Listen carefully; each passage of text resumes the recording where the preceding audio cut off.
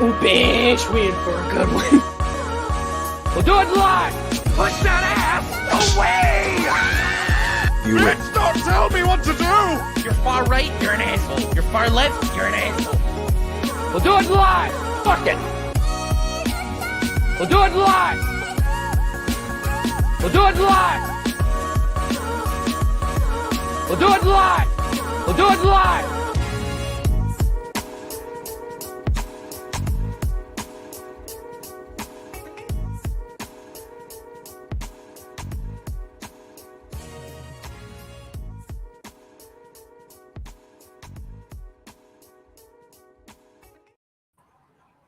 Good evening, not Vietnam, not Shoutout, but YouTube. It's your boy Animaine coming to you with another episode of We'll Do It Live, the fifth night of the Extreme Extravaganza 90s cartoon edition. I warned y'all. Yes. I warned y'all weeks ago that this was coming, and like the Joker in The Dark Knight, I'm the man of my word. So I am here. I am once again.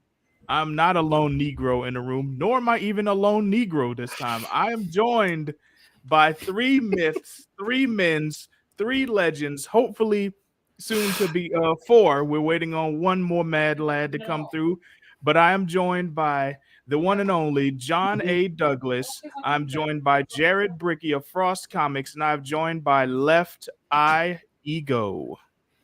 What's going on, fellas? I first have to say I love your shirt, and it reaffirms my decision to go with Street Fighter tonight. Yes. Repping the Koopalings. That's right. 90s video games represent, baby. All day, every day. Let's get it. Let's go. What's everyone repping? Any merch or anything over on y'all sides? Left Eye and John. Well, as always, I'm always like to be represent Eric July. You know, big fan of the Rippaverse, big fan of ISOM, and I'm waiting with a bated breath for my issue of ISOM number 2 to come in. And I was thrilled to see the ISOM reactions video he posted up. My boy Royce from A Drink with Crazy, one of the heralds of the Iron Age. Not only did he make the thumbnail, he had one. He was the very last. He's like the main event. Part of the video at the end, you know, he was the exclamation point on the end of the video. And as always, I got to represent my boys over on the Heroes No Capes podcast, Left Eye Ego, who is muted. I don't know if he knows that or not, but there you go. And Abomination AJ, who is fashionably late. Yep, I'm actually. I asked him to be late to make me look early. Of course, like a good white Christian man. There you go. Absolutely. I am the original funky white honky. There you go. You said it, not me. But you mentioned the podcast. I'm actually planning on hopping on there tomorrow morning. So it's good that you brought that up. So tomorrow, guys. Yes. Left Eye, confirm with me. That's at 11 tomorrow, right? It's like 10:45ish. 10:45. That's when it's around what time we actually just start hitting the live button, let everyone kind of mull in. But yeah, 10:45 is usually when we go live. Central. Okay, cool. All right, so 10:45 Central. That's where I will be. There will be no cast on this channel, but definitely check me out on Abomination AJ's channel. Shout out to the Fruit Roll-Ups, and the links are in the description for said channel. So definitely come through and I hang out with these mad lads, and we get to talking about all the craziness and everything going on in the media. But tonight is not for the current day. Tonight is not for the current year. Tonight is for the past. Tonight we dine in the shade of the past because it's all about them 90s cartoons, baby. It's all about the 90s cartoons. But before we jump into that, we have a small bit of housekeeping to do. First off, as we always do here on We Do It Live, we must start by shouting out the chat room, because without the chat room, we are nothing. Shout out to my boy KO, who was in here early but had to dip out to go to sleep. But glad that you could pop in here for a bit, man, and get the preemptive conversation going. Shout out to my girl Carnelian HB. Shout out to obviously John Douglas, who decided he wants to pop in the chat and be on the panel, because why not? Shout out to Shout out to Shoutout Productions. Yes, all the dancing, all the dancing. Once again, we have the safety inspector in here asking for some twerking permits. I'm gonna say the same thing I said yesterday, sir. Hit me up in the DMs. I will present all necessary paperwork. Shout out to Manny Names. Shout out to Left Eye making an appearance in the chat. We got people chiming in with what their favorite 90s cartoons was. I'm going to start going through that in a minute. But first, shout out to Herman P. Hunters, The Lore Forge, No Silencing the Ego. Shout out. We got some new names in here. I see y'all bringing in y'all peoples in here. That's what's up. I got a couple. Herman P. Hunter, author of The Wizard Stone. All right. I'm always going to pick my friends. Awesome. All right. Now, you're going to have to help me with this name because I'm That's stupid. Everly Music. Everly Music. All right. Thank you for showing up, Everly. That's what's up. See my man Scott K lurking at work. That's what's up. Scott.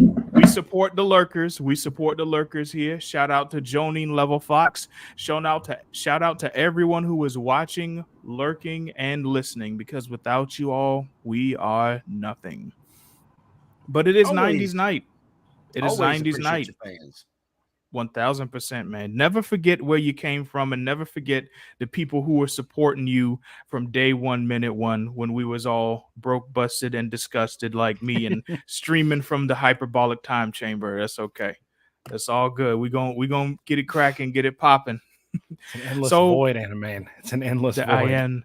I am in the void. I am in the void. Look, listen, sometimes the void is the best place to stream from. I ain't got to worry about no roommates. I ain't got to worry about no nothing. Not that I have roommates right now, but listen, sometimes a guy just needs to go into the void and scream into it for a while. Look, it's the best place to train. We learned that from DBZ. 100% undeniable truth. That truth is undeniable, yo. 1000% undeniable. Okay, so asked everybody what your favorite 90s cartoons were. Let's see what the chat is chiming in with here. Let's see what we got. We got Samurai Pizza Cats. I'll let that slide. I'm trying to keep it on the west side of the water for tonight. The anime is for another day, but it is quintessential 90s, so I'll allow it. I'll give you a Mills Lane and I'll allow that. I think it's undeniable that the anime that started to leak over here in the 90s was kind of crucial to the animation scene at the time, because I remember we got like Voltron and G-Force, a couple other things like that leaked over. But it was really the 90s when it started to have that mainstream appeal and impact. I mean, if you want to keep it to like just the highlights, DBZ, Pokemon alone, you know, how that kicked off a whole generation of new fans. Sailor Moon. Pokemon was my first anime that I watched, which is why I decided to rep the hat today. 90s anime. Yeah. I know, super mainstream. I'm a casual, but hey. Listen, sir, if you were a real one, you would have said Digimon, but it's all right. We love you anyway. I watched it too. I just didn't play the games. Sir, again, anybody did. Keep saying all this weirdness. First, I got this one over here who talking about he ain't fuck with Surge. Then I got this one down here talking about I ain't played the Digimon games. What is happening? Not a game. At least I want told Pokemon was these discussions were just as contentious back in the 90s, by the way. They were. Like nothing's changed. only this time I'm not looking behind my back to not get jumped for my Pokemon card. So, you know, that's a relief. That's a relief. That's true. Yeah, we got Scott K chiming in. Batman the animated series, very like quintessential. Like I don't think you can. It's a really good answer. Don't think you can mention 90s cartoons and not bring up the Batman animated series. Same with X-Men chiming in there. Yeah, man. Not Ren and Stimpy. Yo, Ren and Stimpy. We got to rep for the weirdness, because it don't get more quintessentially weird than Ren and Stimpy. The start of like the randomly gross cartoons for no reason. Like that's what's up. Yeah. We got my man Okaji. Shout out to you, good sir, with the SWAT cats. We got my man Moley here repping the biker mice from Mars. See, now we getting 90s in this bitch. There we go. Wow. Listen to really Molly. did How's it going, man? Purpose. Damn. That's it. Yep. I Doug am and I am Rocco. up there. I'm trying to save as many of the really obscure ones that I watched to pull out of my ass to see if anyone remembers them. Like those are some of my favorites. I got a little something for that and later on here. Nice. But actually, we do, since we are dealing with the past, but we do have to come a little bit into the present. But it's still about the past. Because we do have a little bit of news to talk about here, as many of y'all know, watching and viewing and listening. As my man Jared has repping in the background there, Team X-Men all day, every day. And it's not only a great 90s cartoon or a great Julie's back X-Men there. adaptation, it really is just something that stands the test of time. I've rewatched the series in college, mid-20s, and every time it not only stands up, but it's like you find new things to appreciate about it as you go through adulthood. It really is one of the just a great artistic creation. So of course they had to try and bring it back. But going away in Right. because I gotta Updated keep for up this modern audiences too. Mhm. And they said Of that, and that course. to me is the kiss of death. I'm not holding out much hope for that one. And this was my introduction to the X-Men. I was more of a comic fan by way of the cartoons than the actual comics. And Mhm. Yeah. like I had never even heard of the X-Men until it hit, right? Because that's how little I was able to get to a source of Truth. comic books. I knew about Superman, Batman, and all that, Spider-Man, of course.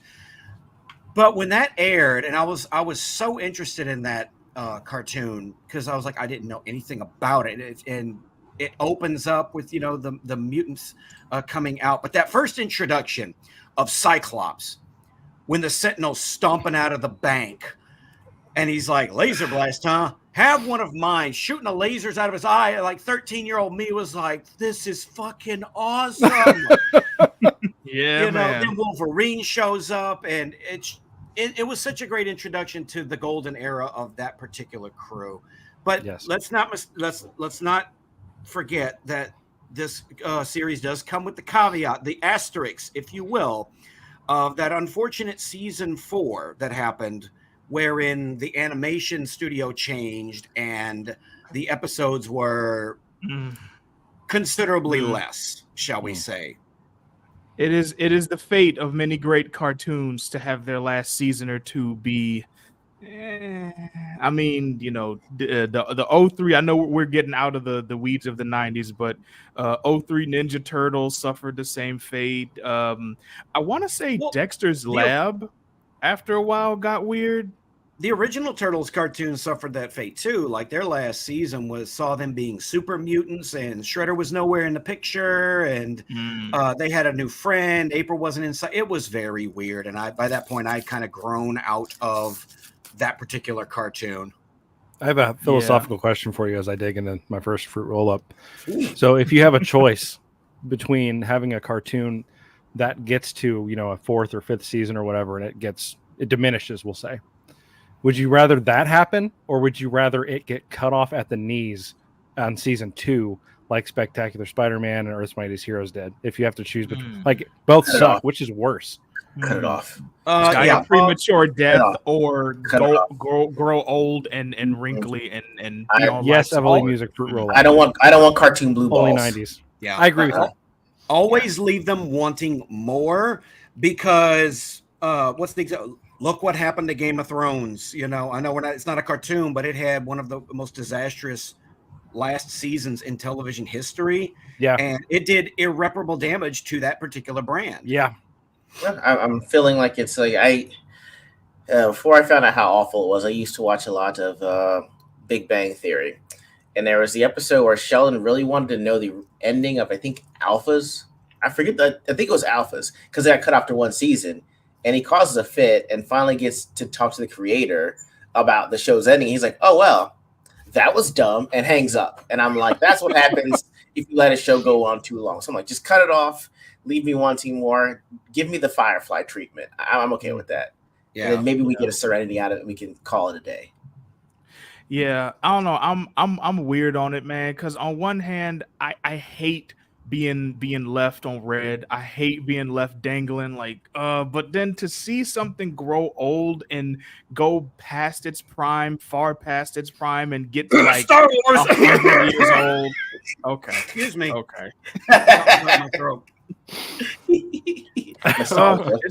It's a damned if you do, damned if you die, man. Right, it sucks, right? Like there's not a good answer. It's just it sucks either way. That it's like which if you have a gun to your head, well, I guess the gun is a third. You know, which one do you choose? Like they're both terrible. I don't really.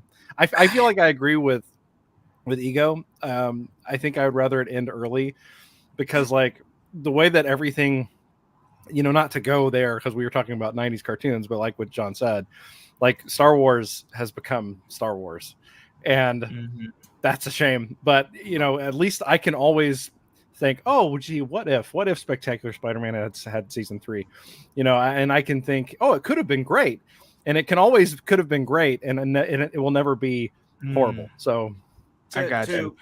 Probably the best example of this in animation is, and I know it's not 90s, but what was it? Shoot, the one with the sidekicks, not Justice League. Young Justice, yes. Young Justice, that cut off at season 2, and everybody was like, "Oh God, we love to have a season 3," and they said that until they got season 3, and it was a very middling affair. Go back. Yeah, not like that. Not like that. it's like that meme where you hit the upgrade key. Yes, and then you're like, the fuck go back key. Right. I think Redout Productions says it best. Premature ending of good shows often launches them into mythical status because there will always be that, oh, it could have been so great. And you can fill in the blanks in your mind of where it goes, but you can't undo terrible. And once relationships don't work that way. Oh man. And real quick, I want to shout out all the people who are rolling in, including Joe, Brito. Thank you so much for joining us. And Young Justice season 3 and 4. I can't tell you what happened in it. Literally, I can't tell you what happened in it. Nothing did happen. Nothing happened. Speaking of nothing happening, we got to go ahead and talk about this damn X-Men because I've been trying to figure out what my take on this is going to be, because I do like being not necessarily hopeful. I like seeing where things I haven't go. seen this. This is new for me. But I had no idea. Yeah. This is horrifying. Let's do it. I remember they were talking about it. They've been talking about it for a minute, and now apparently the plot details for episode 1. And I have to stress, I have not read this article prior, so boy, I'm premature hating already. I have smash that like button. That Cyclops is not the forefront of this. Like every time I see Cyclops in the X-Men, he gets pushed further and further in the back. Well, why would Cyclops be in the front? Just because he's the leader? Exactly. I was like, semantics, hey, semantics. I've been over 200 years, and I run into all the battles with my claws out against a guy that knows how to manipulate metal. Okay, that's the leader. Yeah, that guy. Okay, all right. 100%. That's a great idea. What are you talking about? Come on, Ego. I mean, you saw how well it worked in the live action movies. How many times did Ruben run at Magneto and then get ragdolled instantly? That's what you want in a leader, right? Oh yeah, no, that's my jam. 100%. So let's dive into this here and see if we can make sense of this craziness here. Marvel fans around the globe found themselves abuzz with excitement during the recent San Diego Comic-Con 2023 as entertainment giant pulled back the curtain on X-Men 97, the eagerly awaited animation series. How eager are you guys? How eager are y'all? I was eager until I saw the action figure collection, and Bishop's beautiful Jerry curl locks have been cut. What? I was like, yo, yeah. Oh, if you look at the action figure for Bishop, his hair is shorter than mine, and I'm like, this is like when they cut off. Why? I don't know. And it's like it's this weird, like spiky little thing in the front now. This is an affront. That's why I was like, you know what? I'm out. I can't do this now. It's like Shark Tank. You That's give me a bear. my boy Bishop. Come on. Hold on. They have done Bishop dirty Black for Jesus so Bishop. long. Hold on a second. Ah. We got this. I had to pull sorry, this up. This is breaking news. They took away the luscious locks. Your boy is No. What is that? Look at that. Look how neutered that looks, man. You Did they bitch that hobbits, you ruins it. Look what they did to our You boy. They blew massacred our it. boy. Yo, blow it up. looks- God he looks damn, so much- all the hell. That is terrible.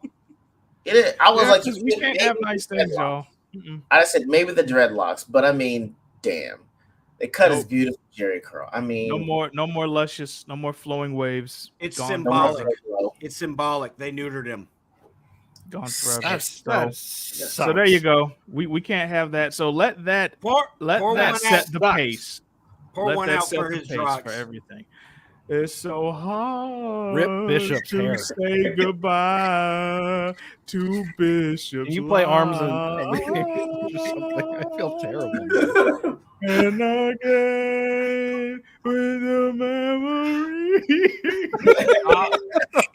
All right, you're making it gay now. Listen. It was already gay, but Look, it's gonna get a little gay, John. It's okay. Listen. I can't even. Anyway, I'm not even gonna go there. But we're Just just shift getting gears, man. started, Just shift guys. gears. We're just getting started. Okay, the first completed footage was revealed to a thrilled crowd of attendees, unveiling Yeah, I glimpses of key characters and plot points that promise to shape the beloved mutant universe. The teaser reel showed the X-Men engaging Dr. Trask in an intense interrogation. Simultaneously, viewers were offered a glimpse into Jean Grey's new narrative arc as she navigates pregnancy, along with the entrance of new mutants Archangel and Bishop. The latter will join the novel character Sunspot, brought to life by this person whose name I'm not even going to butcher. Nope. It's too hot in this house for me to be trying them shenanigans. One of the most cherished characters, Cyclops, was given a moment in the spotlight. A moment. See, there you go. He had a moment. Look, he's got a whole moment. A whole moment. See, they're acknowledging him. There's your token white boy moment. Attendees were treated to the sight of him leading the X-Men into battle with his classic call to arms, "To me, my X-Men." who is saying that? Have y'all ever heard him say that before? No, I've not. I don't That's know. news I to me. Come on, we out here trying to lie to us. That he always says, "To me, my X-Men." Okay, Is he going to That's new say to it me. in that weak little whisper-like way that Captain America did when he finally got to say it in Avengers? Avengers assemble. Yeah, that was really. What did cool. you say? Thank you. Huh? Doctor Strange is dead. He can't hear you, man. To Just speak up. To me, my X-Men. Yeah. Yeah. AJ, And we got AJ in the chat. You're in the Hey, wrong Hey, spot. AJ, what's up, man?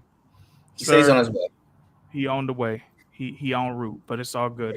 So I'm gonna make sure I read this extra slow so that we have some more premium cringe to read with him on stream. Thank Just goodness. because I love him Wanna so run out of much.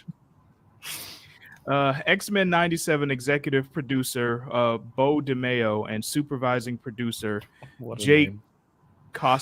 Costarena. I can read sometimes, I promise.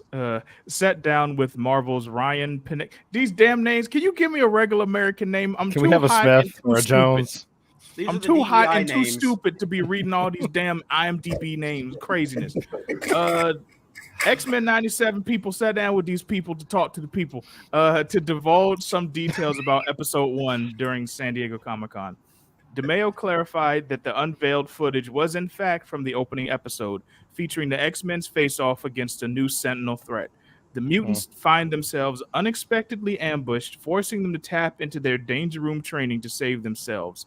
DeMeo stated, "We showed a clip from the." Go ahead. Hold up. Hold How on. is it a new threat if it's the Sentinels? How is it unexpected if they faced them before? If this is a continuation of the original series, it What kind should of be. threat is this? Yeah, they should Listen. be like. This is what they actually trained for, you know. Like Like this it's shouldn't been be a minute, but unexpected. they fought Nimrod, right? So like, how? Right. Just the new ones though. They ain't had these yet. These the Oh, gold ones. Nimrod's a punk. I forgot. Yeah. Yeah, these the gold. That would ones. be like saying Superman. Lex Luthor said, "Lex Luthor, How? Dun, dun, dun. When? I didn't expect Lex to be doing something evil. The Exactly. It's Sentinels, once again, we meet at last. Yes. Yes. Exactly. Exactly. Yeah. Well done. I got Oh my nothing God. else. That was Yeah, it. I'm just moving That on. was a I'm good just one. moving on. After move that, on. there's nothing else to be Oh, said. man. Upon expressing his admiration for the new Cyclops moment, Penagos received a that nod to DeMayo's script writing prowess. He attributed the electrifying scene to DeMayo's blah blah blah. Oh Jesus. Okay, so far, what do we have here? We have a bishop with no flowing hair. We have them fighting a brand new threat for the first time again. We have Yay. to meet my X-Men, the most line of all time. That is quite possibly It was one of the lines of all time. Of all time, absolutely. That's got to be a short. That's got to be a short you make, Animaine. Oh my God. Yeah, that was a good one. Like That was a good one. The only person I know that said to me something was like, what is it, Artemis? Like, and she said it in the Rebirth comics for DC. Like, she would say to me, Mistress, and Mistress was her battle axe. So I'm like, no one else I've ever heard say to me. I'm glad you said anything. battle axe because my mind was going in a different place with that. It's weird. Lord, Yeah, Lord. yeah. Maybe they said it in the comics. I don't ever recall them saying it in the cartoon. I don't. I don't either. Like, and I'm Not fully willing ever. to admit that it might be a comic book thing, but it's weird that like if they didn't mention it at all in the cartoon, it's weird that they're making a big deal out of it now. That's strange. I'm like, I'm trying to figure out who the baby daddy is for Jean Grey. I was wondering that too. I was like, y'all wait for a Maury moment. That's all. Right. This is sometimes when you don't want to grow up with your cartoons. They shouldn't grow up with you right here. I don't want to have Maury on that. If the baby's daddy strange. is Sinister, I might throw up. I'm walking out. Nope. Okay. Anything other than Scott, I'm walking off. I can't do that. Okay, real quick. I have to show this real quick because I just noticed this, but I'm stupid, so I have to point it out. Where is it? Let me pull it up. Okay, Is this I'm funny not or horrifying? sure. Yes. Anyway, so I don't know if y'all can see this because this is Pookie Production YouTube that y'all in right now. I'm not quite at Mr. Beast level yet. Bear with me. I'll get there one day. All good, all Sorry to good. burst the bubble. StreamYard also But, not friendly when it comes to external websites and zooming in on Yeah. things. I notice. But It's not. I don't know what it is. Is it just me, or does it look like the faces are like not all there? Like Okay, so go on. Sorry. This looks to No. me like it was kind of shopped together from different animation cells. Okay. It looks like it's pre-production because the Jubilee's X. face looks weird. Yeah, and Cyclops doesn't have the X over his chest piece where it normally would be. Nope. Either. right. Like, Like, yeah. what is going on here? And why does it These seem eyes like are two different Wolverine colors. has random yellow clipping through this part? I don't remember what that is. And is it me or does Jubilee not have any white part of her eye? She has Krillin eyes. Why does she have Krillin eyes? What is this? Look, if we can replace Jubilee with Krillin, but just everyone acts like it's still Jubilee, I would watch that. I'm with it. I'm with it. Wait, hold on. Question: do they have like an actual video of the teaser, or are they just showing stills of everything? I don't see any videos. It might be up one of those there. things Let me where they see only if any of showed these it link. at the Comic-Con, right? And then Okay, you 'cause don't. I If think we'll have only to we see could what it find looks a like. leak. If only we could find someone has to leak it because there's always leaked footage of like someone Yeah. recorded the movie screen or Someone some put a shit, camera in like- their Pokemon hat and they're recording the entire thing. Exactly. That'd be weird if that were to happen, right? Right there. I That's don't where know you put the camera. what dastardly Shame. bastard would dare do something like A nefarious. brain I- like that. Yes, but- Yeah, I certainly never would do that ever. No. Mm-mm. Mm-mm. Okay, so I would. where did I leave off? Not that it matters. Because all this shit's trash.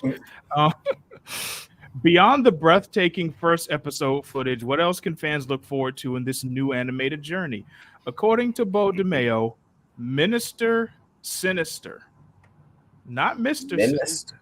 Did he ever go by Minister? No. Am I taking crazy pills? Let me look. I'm gonna look. I gotta Now- double check this too. Hold on. There, Go ahead. now, there was a sinister minister, but he was a pro wrestling manager in ECW. He was Well, actually maybe- pretty cool to watch. Hey, But shout out to James Mitchell. You should get in the chat, James Mitchell, Sinister Minister. James, yeah, James, Maybe. that was his real name. Maybe they decided, hey, we already pulling the X-Men from the 90s. Why don't we put some WCW in here too and just double down the 90s? Why not? Maybe. You know, I mean, Why not? Fuck it. Nothing Oh, else that's makes great. sense. Nothing else makes sense. Anyway, so we got Sinister. maybe Minister it's a typo. Sinister. Right? It's a bad one though. Maybe it's a typo. Is it? Because that you got to put in effort to put a whole extra syllable in the word. It ain't like Maybe- 2 I's or 3 T's. Maybe he wrote the whole article Texas speech. my Sure. thought process is that he probably ran this through AI to Wait, help no. smooth it all out. I have seen a lot of articles where it seems very much like they put the information in and they get the article back and they do a quick sweep and post it because they want it out quickly. I have been saying this for months that don't doubt that they're already using AI to help with Yeah. clickbait headlines and write scripts because too much of this feels like it was written by AI. I'm not gonna lie. Oh yeah, 100%. One of the people that I talked to at work was telling me about that too, and he was like, the problem that you have with AI is the fact that if you ask a simple question to it, because it's kind of a closed loop, like there's the one for Google, it knows every question you could ask at Google, right? And it's kind of closed in that. And so he's like, if you ask something like, well, hey, what's the best way to grow tomatoes, right? And the thing is, it spit out 5 books on how to grow tomatoes that did not exist. I'm just like, you're using AI to do this, and now you this Minister Sinister. Now I got to look for. See, man, this is the unreasonable shit that happens when you rely too much on AI. Now you got Minister Sinister and 5 unexisting books on tomatoes. Now, damn it, get your shit together, article. God. Anyway, Minister Sinister will return next week on WCW fighting Bret and Owen Hart. Jesus Christ. That's gotta be Kane. There's gonna be a slobber knocker. God damn. Oh man. Damn, Oh, man. God. Anyway, Wolverine running in with the steel chair. Yeah. see, now I can't get the image of my head of which wrestler would be which X-Men, yo. Now I can't get it out. Yo. I can't get it I like out. Paladin that. Dragon Rider's That's idea a- to have Macho Man play Professor X. That was a great idea from chat. Wait, really? That's Yes. a pretty good idea. We gotta have Oh a my wrestling God. live stream because that spins off into That's- a whole lot of other discussions. Dude, I'm down for that discussion. The X-Men as wrestlers, I'm in for that. That's cool. Yeah, man. That would be great. My brain is gonna be fizzling on that for a while. I don't know. I don't know. believe him that Minister Sinister would have sinister intentions. That doesn't seem right. In the That same doesn't- sentence. yeah. In the same sentence. It's nearly crafting a nearly unbreakable scheme to annihilate the X-Men once and for all in Hell in a Cell. Excuse me. A surprising twist. Well, see, look. I hate to critique it already, okay, but look. If he crafted a nearly unbreakable scheme, there's your problem. Okay, you should have crafted an unbreakable scheme Breakable scheme. already. Right there's the flaw. This sounds like the most mid episode ever. Pure skill issue. Pure skill issue. 100%. Regrettably, the release date remains a subject of speculation because, of course, it does. With rumors suggesting a potential delay until 2024, despite initial indications of a late 2023 launch on Disney Plus.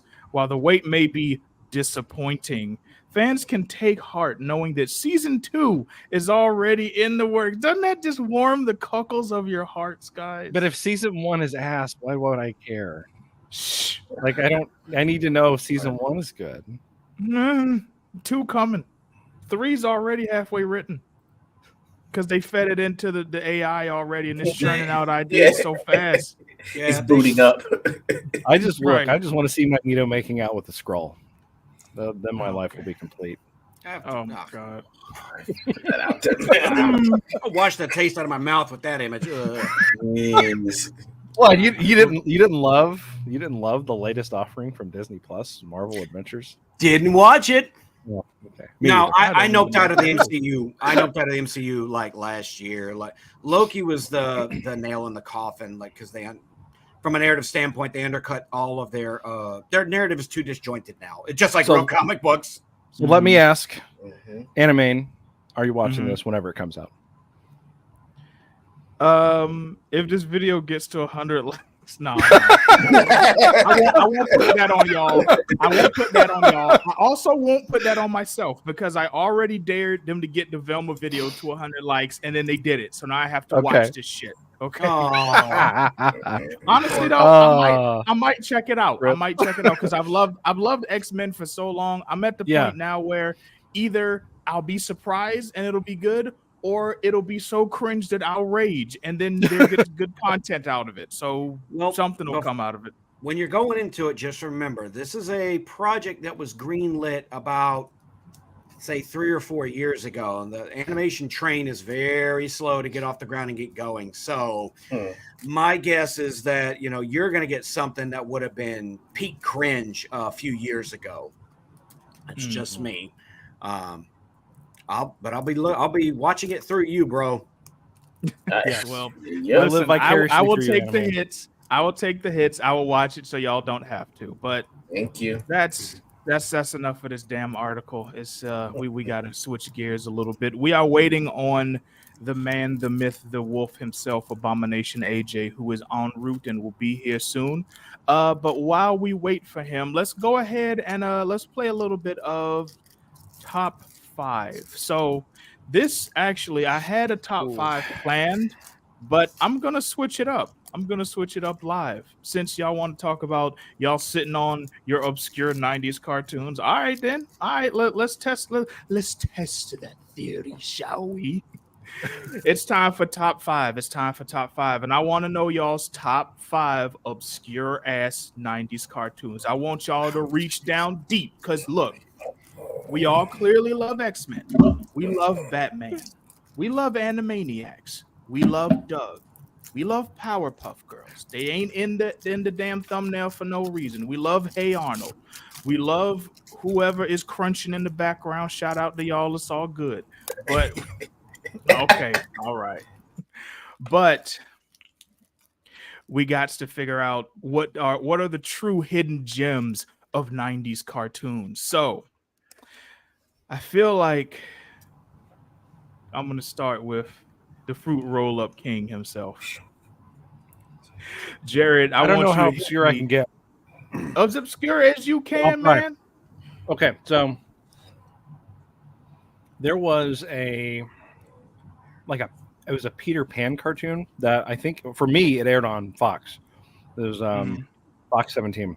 Yes. And yes. Yeah, okay, there we go. So someone remembers it. Listen, that was good. It was okay. Yeah, it wasn't bad. That wasn't bad. Had one of the best fucking themes. It is the definition of swashbuckling. Go listen. It was called Fox's Peter Pan and the Pirates, and it had Tim Curry as Captain Hook. That's right. Yes. That's right. Yeah. Yeah. And that theme, you could probably even play it, Animaine, because it's from my understanding, it's not copyrighted.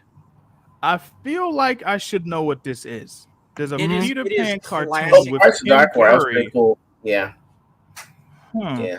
It was like 90s. Neostar, Mummies Alive. Yes, that's another one. I did watch the Mummies Alive. Mummies Alive. You took one of my entrants. You took one of my I don't know how fondly it was remembered or not, but I liked Saturday morning. I think it was on ABC. I liked Pepper Ann. That one was pretty fun. Yeah, there you go. Yeah. Bobby's World. I liked Bobby's World a lot. Yes, Bobby's World was my shit. Yeah, Bobby's World was great. Bobby's World. Bobby's World reminded me of like an animated Calvin almost, like Calvin and Hobbes. Were like, it was all about imagination and Bobby's imagination and how it was always like about Calvin's imagination. And I liked both aspects of that a lot because I loved Calvin and Hobbes, the comic strip. Question from the chat, Mighty real Max. quick. I think Mighty Max was 90s. Yes, it was. I remember seeing it. Yeah. We got a question though. Was Food Fighters a cartoon, or was that just comics and toys? I remember the toys. I never saw a cartoon. And that I think was actually 80s because I never remember seeing the Food Fighters in the 90s. Gotcha. All right, so we got Peter Pan. Was that 4? Mummy's Alive, Bobby's World. Yep. I feel like I'm drawing a blank here. You may have said another one. Mighty Max is another one that I actually did watch. Okay. I had the little sets. I had a couple of little sets. So I watched the show, and it's not. I don't think that's really obscure, but for me it was really difficult to watch. But it came on at like the ass crack of dawn. Was the Mega Man cartoon? I really loved that. I remember that show was fighting awesome. Robot. Yes, theme song. Before I knew that it was, before I knew what the real Mega Man was. Oh, you know what? See, now I'm having ideas. We're gonna keep moving on this one, but because you brought up Mega Man, we're gonna do something else too after this. Because holy shit. And this is gonna get live when we get in. So make sure y'all stay tuned. And y'all are smacking that like button. Hit it like the damn orangutan in the Tang commercial was grabbing that damn bottle. Just slap the like button. Slap it. And pause, y'all, because we have us an Abomination. He is ready. He is in the chat. Let's go. Come on, sir. Into the chat room. Abomination AJ, what's good? AJ, bro, conversation so juicy. Juicy. It's juicy like them cheeks, man. Let's go. Not your cheeks, but cheeks in general. It's loud, hey, they about to be juicy. I gotta take a shit. No lie. I'm just getting off of work. Wow. Hey, listen. Why didn't you go before you came on the set? I just had coffee. Whoa, get out of here, bro. Go to the bathroom. Just no, man, I can't help it. Too. Bro, yeah, for sure. I'm not gonna take y'all in there with me. I think you already in there, man. You trying to assert dominance, bro. Maybe like fuck it. Y'all want me to make? I'm gonna make. Y'all gave me the wrong time. I'm gonna make my fashion be late entrance. I'm gonna make this shit extra fashionable. Deal with these nerds. What's up? Deal with these nerds. Didn't give me the wrong time. Just didn't explain shit. It was just like, hey, you trying to be there for that conversation? 7.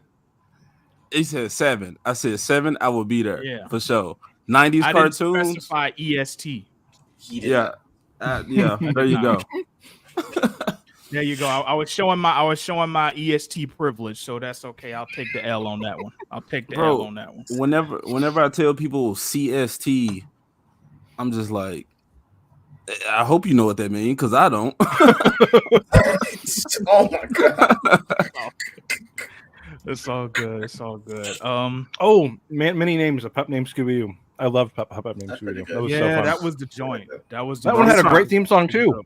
I'm trying not to cream over all these cartoons y'all talking about, and that I'm staying in the chat. Is that why you're actually not on camera, sir? Because there's things going on that you don't want us to see over there. Street Sharks, yes. Nah, see, I'm not on camera, bro. Bro said Street Sharks. Y'all will not stop.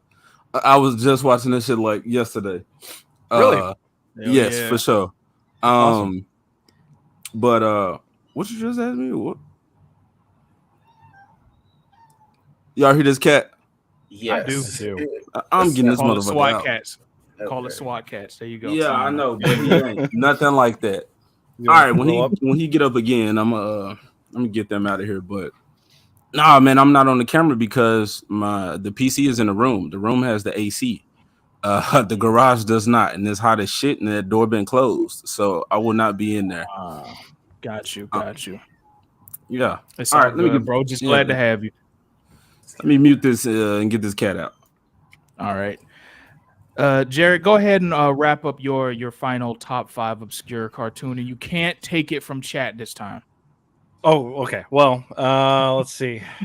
I think I only took one from chat. The Mighty Max, if you count that one, that would be 2, I guess. But let's see. The last one I named was Mega Man. Obscure. Down deep. Yeah, I'm trying. Oh my lord. Come back to me. Let me think of one more. Keep the chat going. Okay. Keep the All right, conversation all right. going. I'll come up with one. All right. Left Eye. Let's go to you. Give me your top 5 obscure 90s cartoons. So, I maybe saw 3 or 4 episodes, but the premise made a lot of sense. Do y'all remember Bonkers? Yes. It came on at 6. Bonkers. Yeah, I'm in Toontown. Yeah. Bro, I was just watching it. Really? Where were you just watching everything? Damn. Bro, YouTube, I'm telling y'all, you look this shit up. Watch 90s cartoons from like Cartoon Network, Nickelodeon. That's where I be getting a lot of commercials. I just gave y'all the sauce, gave y'all the game. But this is another escape for me to not watch all this trash current media. I just throw that shit on like it's real life. They got the commercials, the shows. I didn't discover stuff that I'm like, wow, I was not of age to really even recognize what this was and to watch it consistently. You know, when you're a kid, you like, oh, next episode, you know, whatever they show is what you're watching. But as you get older, you know, now we binging seasons. What is the fucking arc of this character here? So it's like, yeah, man, I'm seeing stuff, discovering new anime, watching the Toonami late night run. So yeah, so Bonkers came on, Street Sharks. I was just telling my wife, I was like, they swimming through concrete. And I was like, you know what? As I think about it, essentially they're just digging fast as shit. Yeah, the shit that we didn't think of when we was kids. No, they're swimming through the street. They swimming through not just dirt, concrete.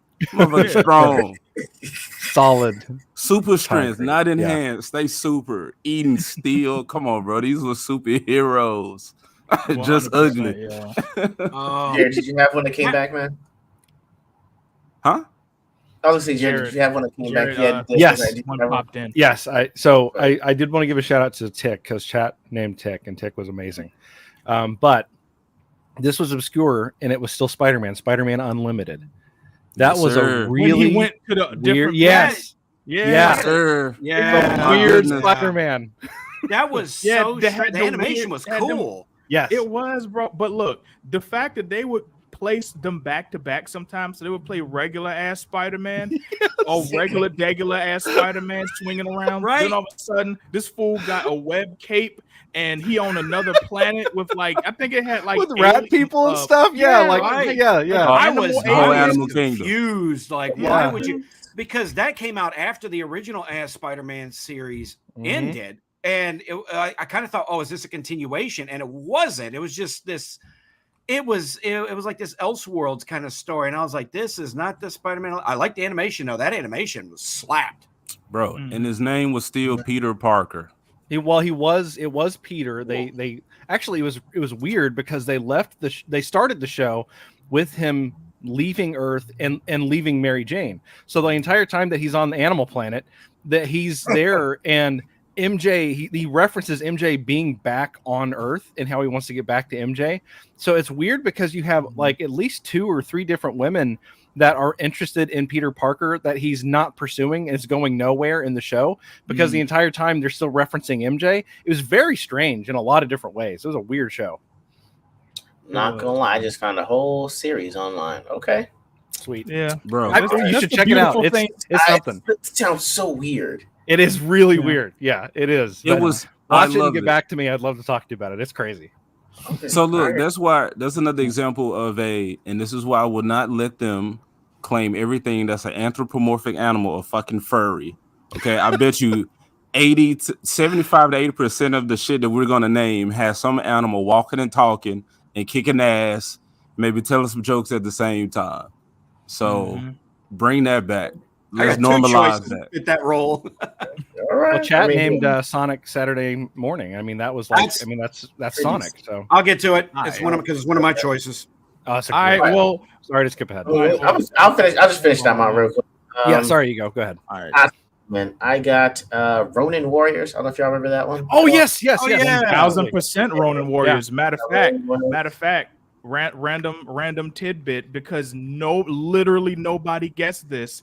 For those of y'all who've seen my one of my shorts that I released a while ago, where it was a 90s theme 90s theme, 90s anime theme, like for my comic book Bond of the Blade, if it were like a 90s anime, and I used the Japanese opening for Ronin Warriors. I That is so literally cool. modeled it right after it. I literally modeled it right after it for shot That makes for it shot. so much cooler. And yeah, man, I had to do it, yo. But yeah, Ronin Warriors, that's one of them. Okay, was you really in the anime in the 90s? Kind of Hey, didn't they have sweet toys, or am I remembering something else? Actually, in They Japan, it was definitely called. had the We toys. did. Yeah. Yeah, I gotta look for those. So I had the white Ronin warrior. That sounds so Yeah, those bad. were sweet, Yes. man. I had like 4 of them joints, man. Oh my god. So yeah, Awesome. definitely. Yeah. I got Centurions. It came on nice, but I know it's older. Yeah, than I that. remember Yeah, that. yeah. That come on Cartoon Wait, Network that's- all the time. But that's Yeah. 80s. All the time. That Is was it 80s? Yes. I don't know because when it came on Cartoon Network, it was the 90s It when I was saw in syndication. it. Okay. 80s. Yeah. Yeah. Like I was like, I just stood up. Me and my brothers would run around sticking drumsticks on our sleeves, doing the little guns they got, and run around on backpacks like those with boosters. Right. And to answer Everly Music, I would not call Freakazoid obscure. I'd say it's probably more. I'd say it's probably more maybe shit out of that show. I'd say maybe it's more one of the B tier. Maybe it's not necessarily like top shelf, but it's definitely not obscure. Fair. A lot of people knew. I mean, yeah. Yeah. I got Eek the Cat. I know it's from the chat, but it's only because there was a situation where like Sharky had his voice messed up and became a rap star and had to go to court. Yeah. I don't know if y'all remember that with Shark Doggy Dog. Yeah. Yes. I remember you grabbed one of my choices. Thanks a lot. Has lived in my head rent free for damn near 30 years. Like if I play that song, I'm like, yeah, you know what? I know Sharky not really saying anything, but like it goes on the beat. So it worked. Oh my god. Talk about man, that was a thing. I could make a video of that in and of itself. How 90s cartoons would like parody and pay homage to like the grimiest of music of the time, but we as kids half the time would have no idea that you're actually referencing fucking Ozzy Osbourne or Snoop Dogg or crazy shit. Bro, it worked. I just showed the episode of Powerpuff Girls to my camp class where Mojo Jojo, him, Fuzzy Lumpkins, and Princess teamed up, and it was called The Beatles. And they basically did the episode like a documentary about the Beatles. And that shit was wild. One of my kids actually understood the reference, and I was like, wow, that is dope to see that. Including the inevitable breakup because of Yoko Ono. My God. I'm assuming that was a woman. Yes. It was, yes. So yeah, that shit was in there, and I'm like, that's animation is amazing, bro. I believe are you done taking the shit, or did you actually go yet? I mean, like he didn't go yet. He keep getting pulled back in by this anime cartoon. This 90s no, go to the bathroom. Yo, AJ wearing a diaper right now, man. He's wrapped in for this. He reached down to his inner Rugrats, yo. That shit and went. You're just that compelling, John. You don't understand. I feel like I done took it already. I hope. Right now, bro. All right, I will say the last one so you can figure out what you're gonna do next, AJ. Last one, I got Goof Troop. Yes, it was fun, but I can't believe I forgot about Goof Troop. Yeah, Listen, PJ's mom was so thick though. Like I was hoping for no reason that this would come up. Absolute reason. Because guys, listen, we cannot let this live stream end without having a discussion about a Goofy movie. Okay. Which one? Too? Because as far as I'm concerned, that is part of that animation block. It might have been a movie, but it was very much its own thing. I love that fucking movie. I would say it was within the. You saw a lot of networks truly, I'm gonna say, display Black culture or incorporate it in their shows, and you saw that especially with Goofy, which was wild because I'm like, you really don't ever see anything except for Mickey Mouse, and he rarely has a movie, compared to all this other Disney shit that's happening. So for Goofy to get that love, and then for them to make it Black, it's just like I'm asking why. I'm enjoying it, but I'm just like, how did you get here? You must have read that same blog post that I did years ago. It was some Black nerd website. He put up this long, detailed explanation of why he felt that a Goofy movie was essentially a Black nerd, a Black kid movie, and it's like everything he laid out, you really did kind of make sense. The way from the behaviors of the characters and the way the messages came across, like how Pauly Shore's little character was like, he was trying to boost his own status by being associated with the kid with Max being on TV. He's like, that's my friend, I know him. He's like trying to get the rub. That was a really interesting read. But the cool thing about that movie is that when you watch it as a kid, you sympathize with Max. You watch it as an adult, you sympathize with Goofy. It hits on two different levels that depend on what point of life you watch it. And on top of it all, it's just a damn good movie. Now, did you watch an extremely goofy movie, sir? Unfortunately, I did. Let Goofy get some play. My kid can let Goofy get some play in that movie, man. Come on. Yeah, what's the unfortunately for? I and every other fan of that movie just want to know what happened to Roxanne. She was in there. She had short hair. No, she wasn't. Yes, I don't remember her in that movie. She has short hair, bro. It's her straight up. I don't even remember. She's there. She's talking with another classmate. It's like you see her with really short hair and they move on. That's it. Like she's in the movie. Oh, so she got sidelined. I don't like it. Like she was kicked out. Okay. Well, damn. And she ain't been I was about to say. Go ahead. Well, you know what that reminded me of real quick. Since we're talking about how a Goofy movie is low key a black movie, and Roxanne was everything, and then she was nothing. That you know what that reminded me of? Friday, and how, what the hell happened to damn Nia Long character and his sister? How you have Nia Long and Regina King fine asses in your movie, and your thought in the sequel is not to bring back either of them? I know we off cartoons, but I would say I heard that wasn't his idea. He didn't want to make Friday. He wanted to make another one, and Steve was like, "Yo, you have to do one. Everyone wants to do one," but it was like, well, Chris Tucker didn't want to do it, so he had to go to the comedy clubs to find Mike Epps. But I really think he didn't want to do it. It was just like, I guess I'll do it, but I'll just have to have a new cast. I think that's what happened. That makes sense because it didn't really look like a movie that needed to become a franchise. And then the second and third movies were so different from the first one. It's like, okay, clearly he's probably either it was the money was too good and he decided I'll do it, or they tightened the bolts on his nuts or something, the fucking studio, and made him do it or something. Because clearly this is not even barely in the same damn universe of the first one. But I don't think it's so much contained to that particular movie. Like that's been a trope in movies for a while, where you get the conflict of the love interest is resolved by the end of the film, and then when a sequel pops up, well, if the conflict is resolved, then you can't have it present for a sequel. So they either hand wave away where that character went, or they force them to break up and get back together again. It's movie relationships are stupid and not based in reality in the slightest. That's so dumb. I never cared for all that. I mean, they could have just said she moved out the hood. That'd be it would make just say she moved out at that tragic ass night they had. Somebody had to move. I mean, they did it in Ghostbusters 1 and 2. You know, Bill Murray fell in love with the same woman twice. You know, after she got a kid from someone else, whatever. Moving on. Fine. But yeah, okay, so we ended on a Goofy movie. Yeah, you left out. Yeah, pretty much. Goof kind of transitioned from Goof Troop, which then evolved into Goofy movie, which then that's the connecting tissue between Ego and John. I'm sorry I jumped into your choice, but I did want to talk about a Goofy movie, even a little bit. Just love that damn movie.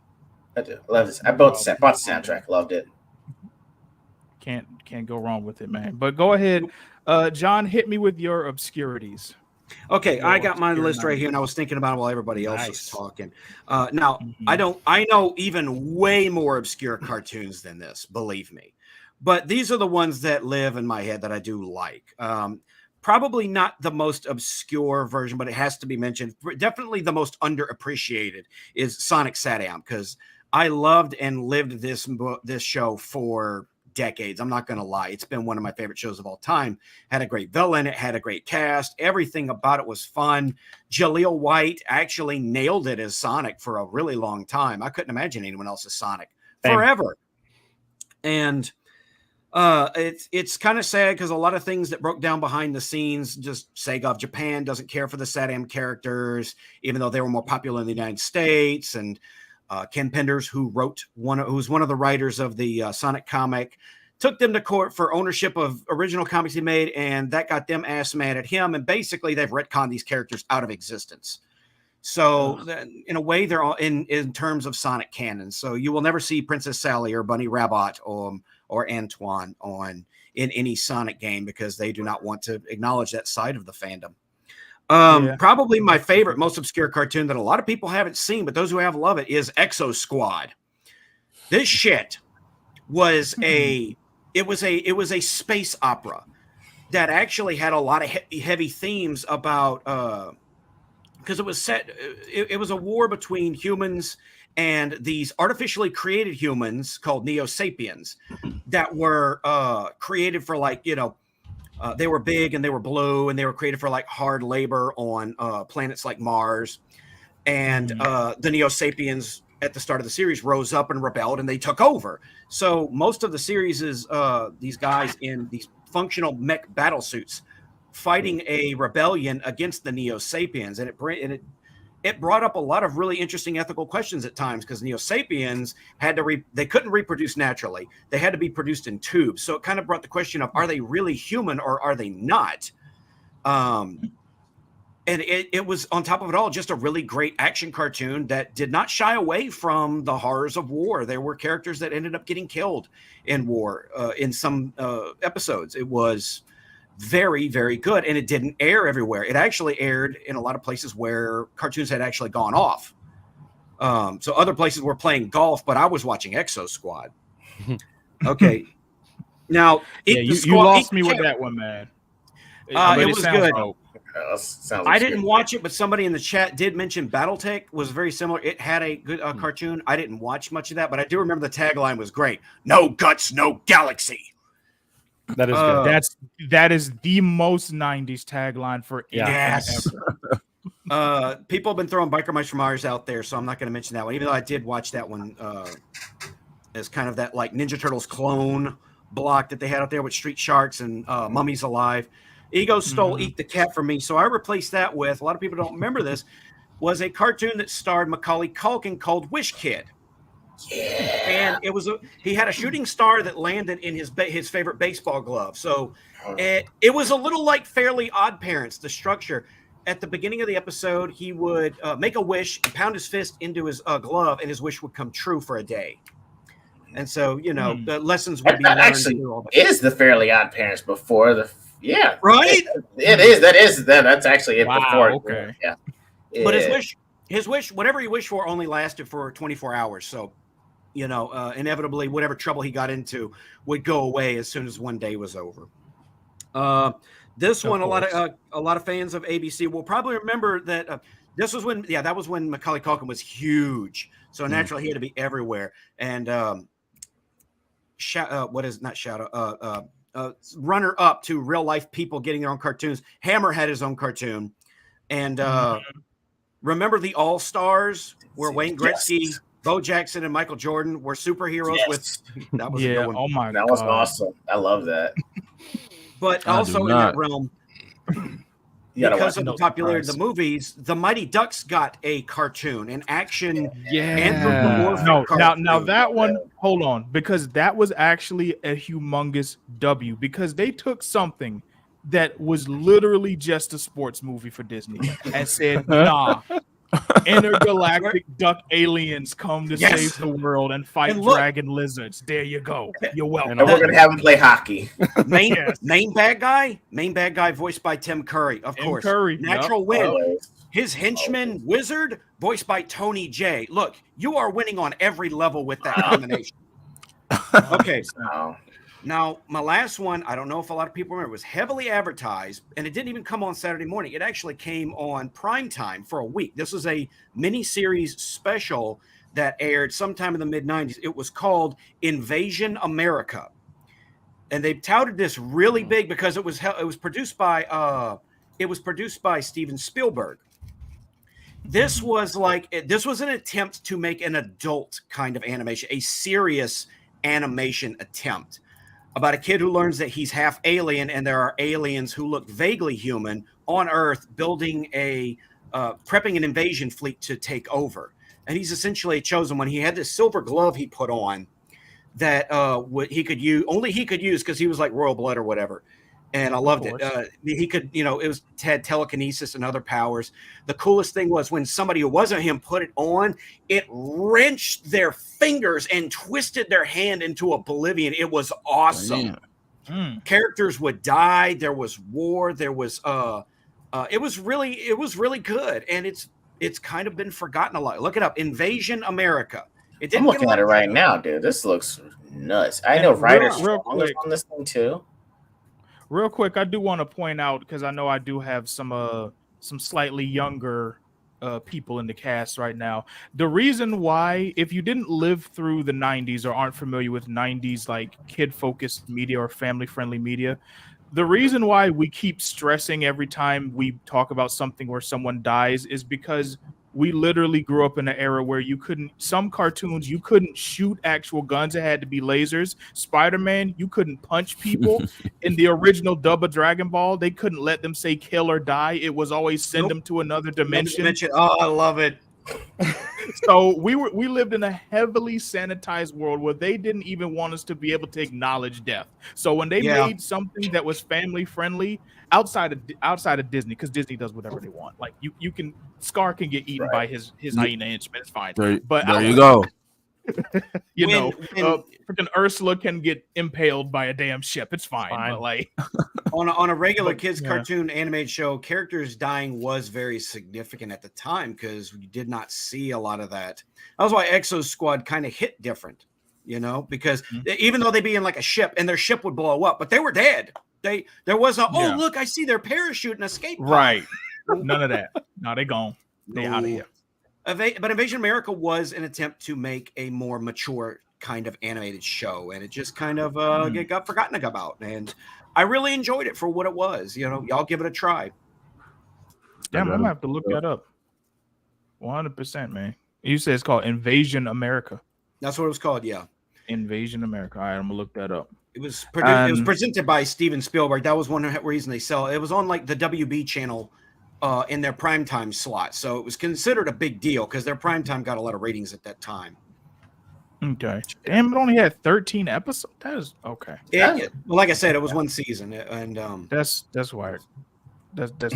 That's dirt ball. But anyway, I'll go ahead and these are some good lists, by the way, y'all. These are like y'all are throwing out some heavy hitter obscurities as well as some truly obscure joints. And I see y'all chiming in the chat room as well.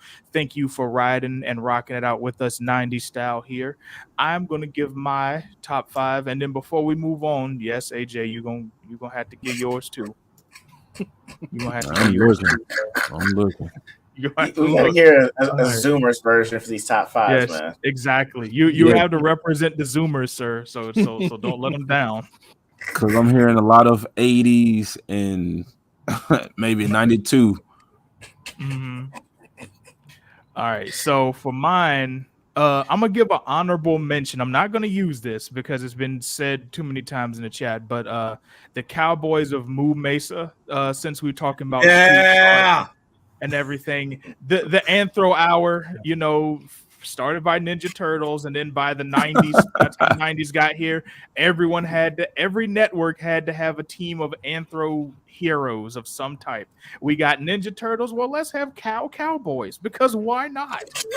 Did they have an arcade game? Am I remembering that right? I think they did. I want to say yes. And I think it was great, right? It was an awesome beat 'em up style game. Well, all those beat 'em up games were awesome. Like it was something that Konami would have done.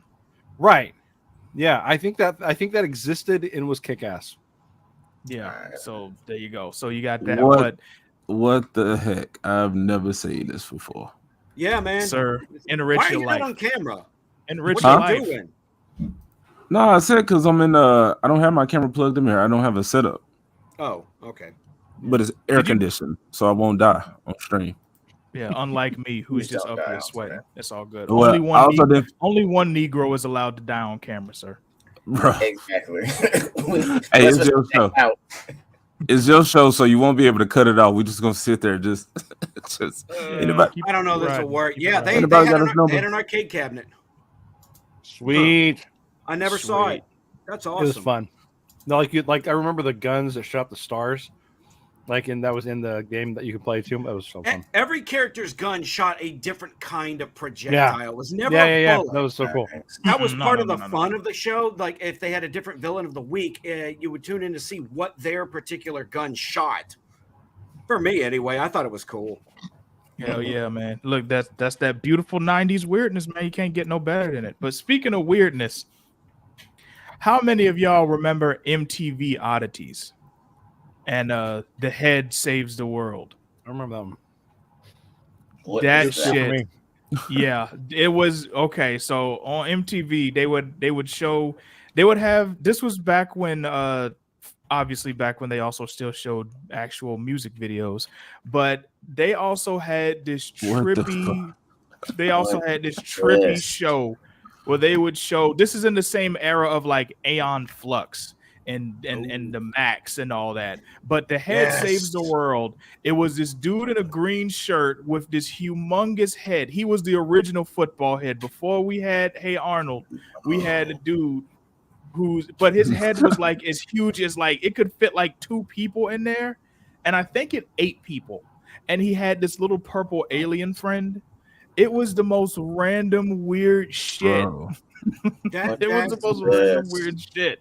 Yeah, that whole MTV animation attempts were wild. Like the Max itself was so trippy. Even to this day, it's like I'm sitting there like 14, 15 years old, like, what the fuck is going on with this show? But like, well, his girl friend is kind of hot. You know, she's wearing a thong in cartoons. I didn't get to see that a whole lot when I was growing up. So, so I'm like, hey, man. but everything about it was so crazy and off the wall and trippy.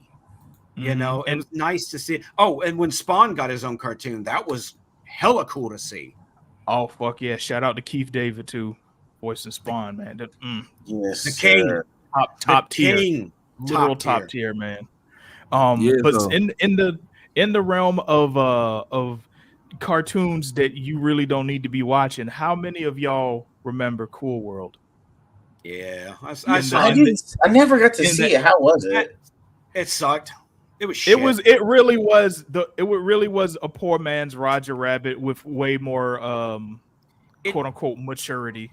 It tried to make up for the fact that its script didn't make a lot of sense by having more TNA on screen.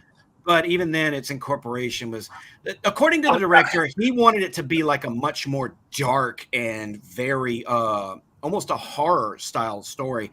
And the studio clipped his nuts on it and made it much more, I don't want to say family friendly, but more palatable for normies. And so what you got on screen just ended up being a bit of a mess. I was confused. I was like, because I was trying to figure out what TNA would back in the day. Like, are you talking about TNA a la like heavy metal, or like TNA as like implied stuff? Did you ever watch heavy metal? Yeah. Oh yeah. Okay, so I'm like, is it? Yeah, yeah. Everybody's on heavy metal. Hey, did you see heavy metal? Nah, I don't think so. Oh, bro. Okay. Look it up. Don't safe search, bro. Safe search. Yeah.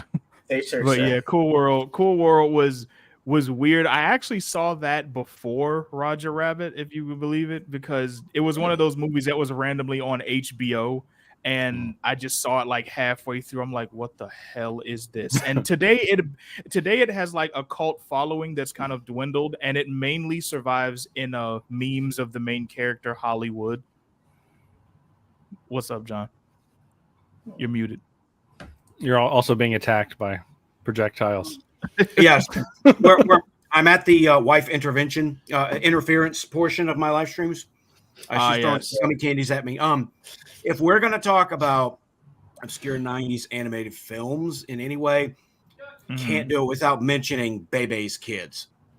Sir.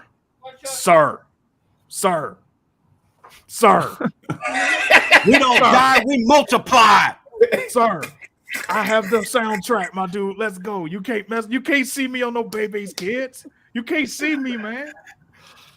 Oh my I'm not gonna lie. God. I Yeah. never saw Baby's Kids, man. I'm not gonna lie to you. I never Oh saw my that. God. All I Get knew it was in your everyone's life. like, "Don't be one." So I'm like, okay, I don't want to watch it, and then not to be one to become one. So, but yeah, I might have to check Baby's Kids out. I'm making a list now. Thanks, guys. But yeah, man, that's the absolute 1000% classic, bro.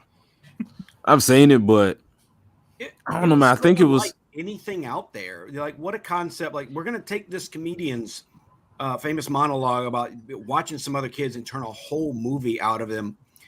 But it was great. It had some of the best Yo Mama jokes that I'd ever heard at 13 years old. Oh, I use those. I use those to win in my battles of the dozens because, like, Your mama's so dumb. When you told her it was chilly outside, she went and got a bowl. Yes, man. And yes. You remember when you had to go to school like that? You had to have them checks preloaded. You had to be ready for that day. Yeah, you knew it was coming. Because they was you couldn't do nothing about it. You couldn't just not do it. Like, I'm out. But weirdly, I think I want to say, don't quote me on this, but I think one or two of the people involved with Bebe's Kids actually went on to work on the Proud Family. I want to say, I think so. And So if you look at the animation, they do look similar. It almost like Proud Family does kind of look like it evolved out of Bebe's Kids if you look at it hard enough. I wouldn't be surprised. Watching Bebe's Kids, like I watched it, and yeah, it was cool, but I was like, especially I think I was at the age where I'm just like, you know what, I'd rather just watch Proud Family. I mean, well, there you go. you gotta remember, AJ, a lot of this is contextual for when it come out. When it come out, and I think it was what, like 91, 92, maybe 93. Oh yeah. Like there at the time it came out, there really wasn't anything like that. Like there was no Proud Family. I think the closest thing we had as far as the culture was the Fat Albert cartoon, which was not like Bebe's Kids. That was actually more 80s than 90s. So. Yeah, I would say that's an obscure one right there. Let's go back. But like, yeah, no, you John's right. Like it really was, for as obscure as it is, and how I don't think it did terribly well in the box office, but it really was like a pioneer in terms of like not just Black animation, but Black animation that really was focused on like a very common Black experience, but that was it was handled in a very comical way, but it was also very serious, because if you remember at the end, we find out why Bebe's Kids are so fucked up, and it's like, oh, well, damn. Yeah, I didn't know there was Wait, was that HBO at the time? Yeah. I don't know. It may have been an HBO film, but they played it up there all the time. That's where I first saw it. Yeah, but since we're in the realm of more Black obscurity, I'm gonna hit y'all with a Black obscurity double feature here. Who remembers Wayne Head, and who remembers Sea Bear and Jamal? Sea Bear and Jamal. I remember. Oh yeah. I remember them. God. I didn't always watch them, but I do remember that they were on. And occasionally I catch episodes. Sea Bear and Jamal, aka y'all thought y'all had seen the last of Tone Loc voicing cartoon characters in Fern Gully. Nope. Now he's the main character. He was in, but wasn't he the voice of the baby in Bebe's Kids? Wasn't he the voice of the youngest one? He was. He was the voice of Pee-wee. That's right. See, it just never goes away. Remember, damn man, Tone Loc, the one of the most iconic Black voices that you probably don't know if you were born 2000 or later. But so still, yeah, so I was definitely growing up with the 90s and watched the 90s shit, right? But when you say Sea Bear and Jamal, then I instantly think, yeah, I watched that, but some shit you just saw, this was the Black version of something else. But do y'all remember Cousin Skeeter? Yeah. Yes. Yes.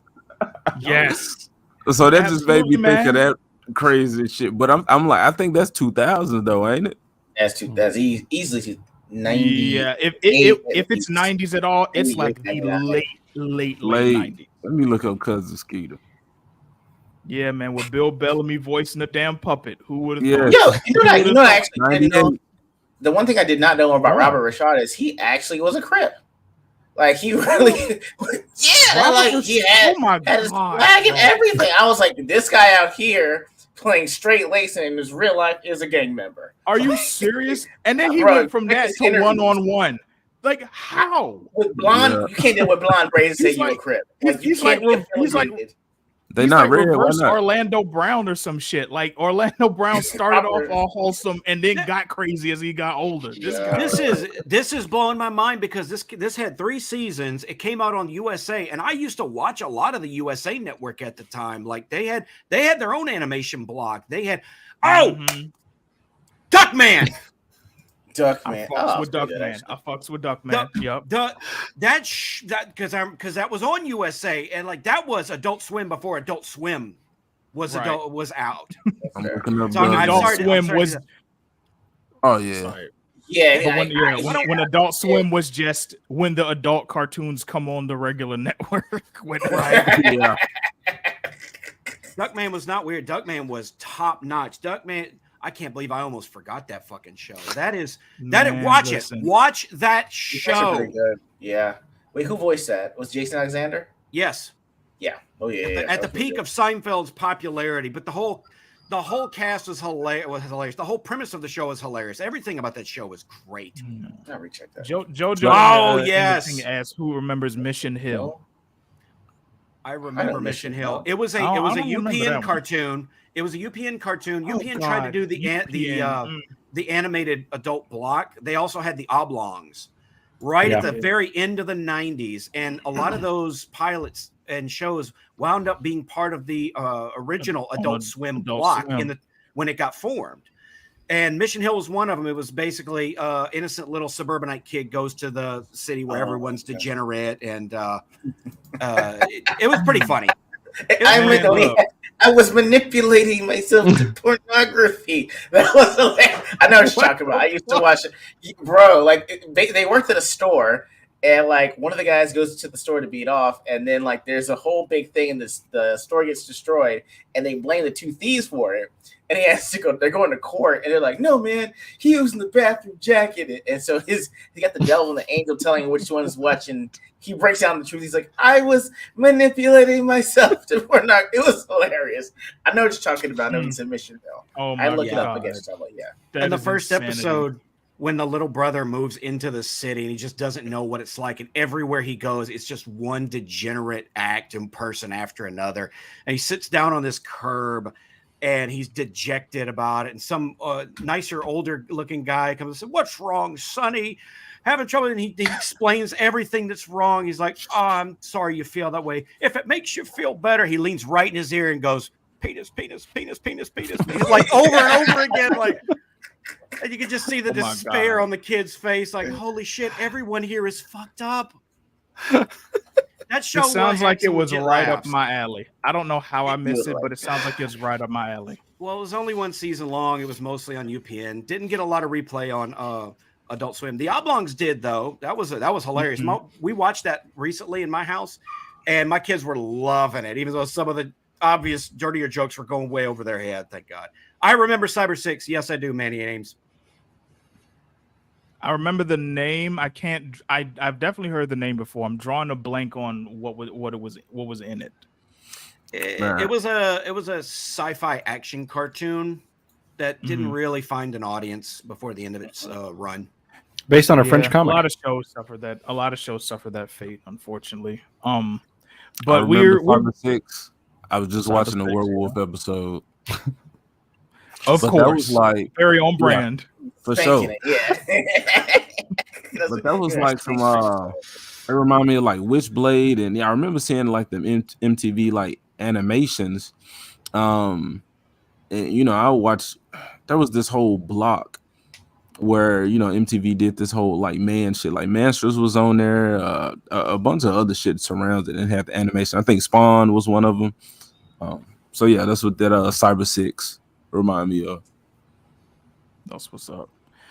Oh my goodness. A lot of y'all are hitting me with things that are so obscure. I never thought I'd be on a show where we're talking about 90s cartoons and I'm gonna be hitting with so many curveballs. So I appreciate y'all for truly representing and hitting us with that good obscure goodness. We've been going for a little over an hour and a half now. I must thank you all again for joining us for day 5 of the extravaganza, where I stream every day for the next 2 weeks. And I will be joining Abomination AJ and Left Eye Ego tomorrow on their podcast, which will be linked in the description. We will be going live, I want to say 10:45 to 11-ish Central, not Eastern. Convert the time, damn it. Convert it. I've been waiting for this for a long time. Y'all just don't know. And I apologize. I apologize that I can't be on the Heroes No Capes podcast on the weekends because I work every weekend. And I keep telling AJ that, and he keeps forgetting. He's like, come on, man. I'm like, I am at work, bro. You never know when one time you're going to say, I can. Eventually he'll say yes. Bro, tell him, bro, you miss 100% of the shots you don't take. You know? There you go. Law of averages or some shit. Open invitation. Prepare the meme, sir. Johnny Douglas, I know you already have a meme or something already ready to go, so we're ready for it if you have it for tomorrow, man. Yeah, my man had memes in the clip. Let's go.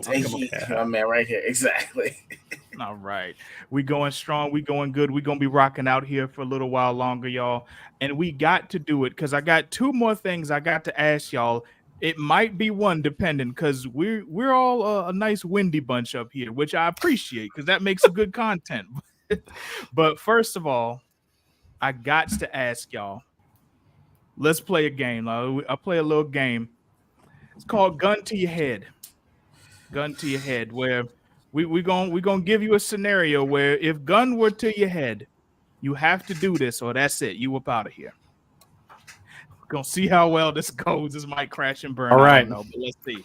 So we playing Gun to Your Head 90s cartoon theme song edition. Ooh. So Gun to Head, it can be any theme song, but you can't cheat and pick something that's just an instrumental. So you cannot get up here and do no that don't Get count. that shit out of here. It actually has to be words. Actually has to have words. Yep. All right. So Jared, let's start with you. Gun to your head. Can you give us a 90s cartoon theme song? Hold on, we sing it. It has to have words. Oh, that's the hardest part. Oh my god. Does the ticks count? There words in that? Oh my god. I mean, that's like kind of like it's do dwee da da da dwee dow. It's like that, but like it's a person singing it. I don't know if that counts. Does that count? No. I'll pull a Mills Lane. I'll allow it. I can. I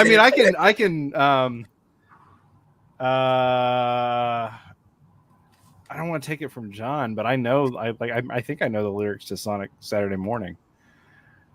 Oh yeah, I know that by heart. Yeah, I think I know. But if you want that one, it's gun to your head. So if you got to rob from your friend to survive, that's what you got to do, sir. Okay, so I'm singing the theme song. Yeah.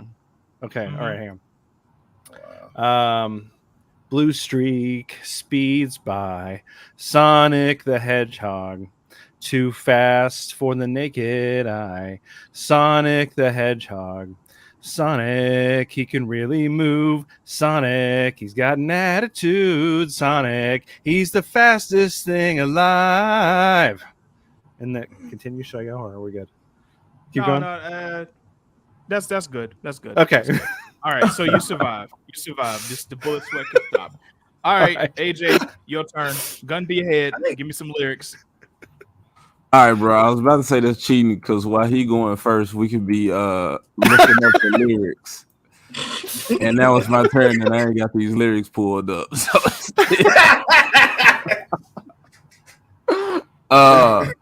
bro, I promise you, I cannot think of any theme song that I can fully sing without assistance. I should have queued a gun sound effect. I should have queued it because you out of here, boy. Click down. You can't eject me. You can't eject me. That ain't a part of the show. No. I'm surprised you didn't say any of the Lion King spinoff shows you used to watch. Bro, I was like, here he come with that. Bro, he said 90, and there was only one. And look, as much as I love Timon and Pumbaa, I don't love them by themselves.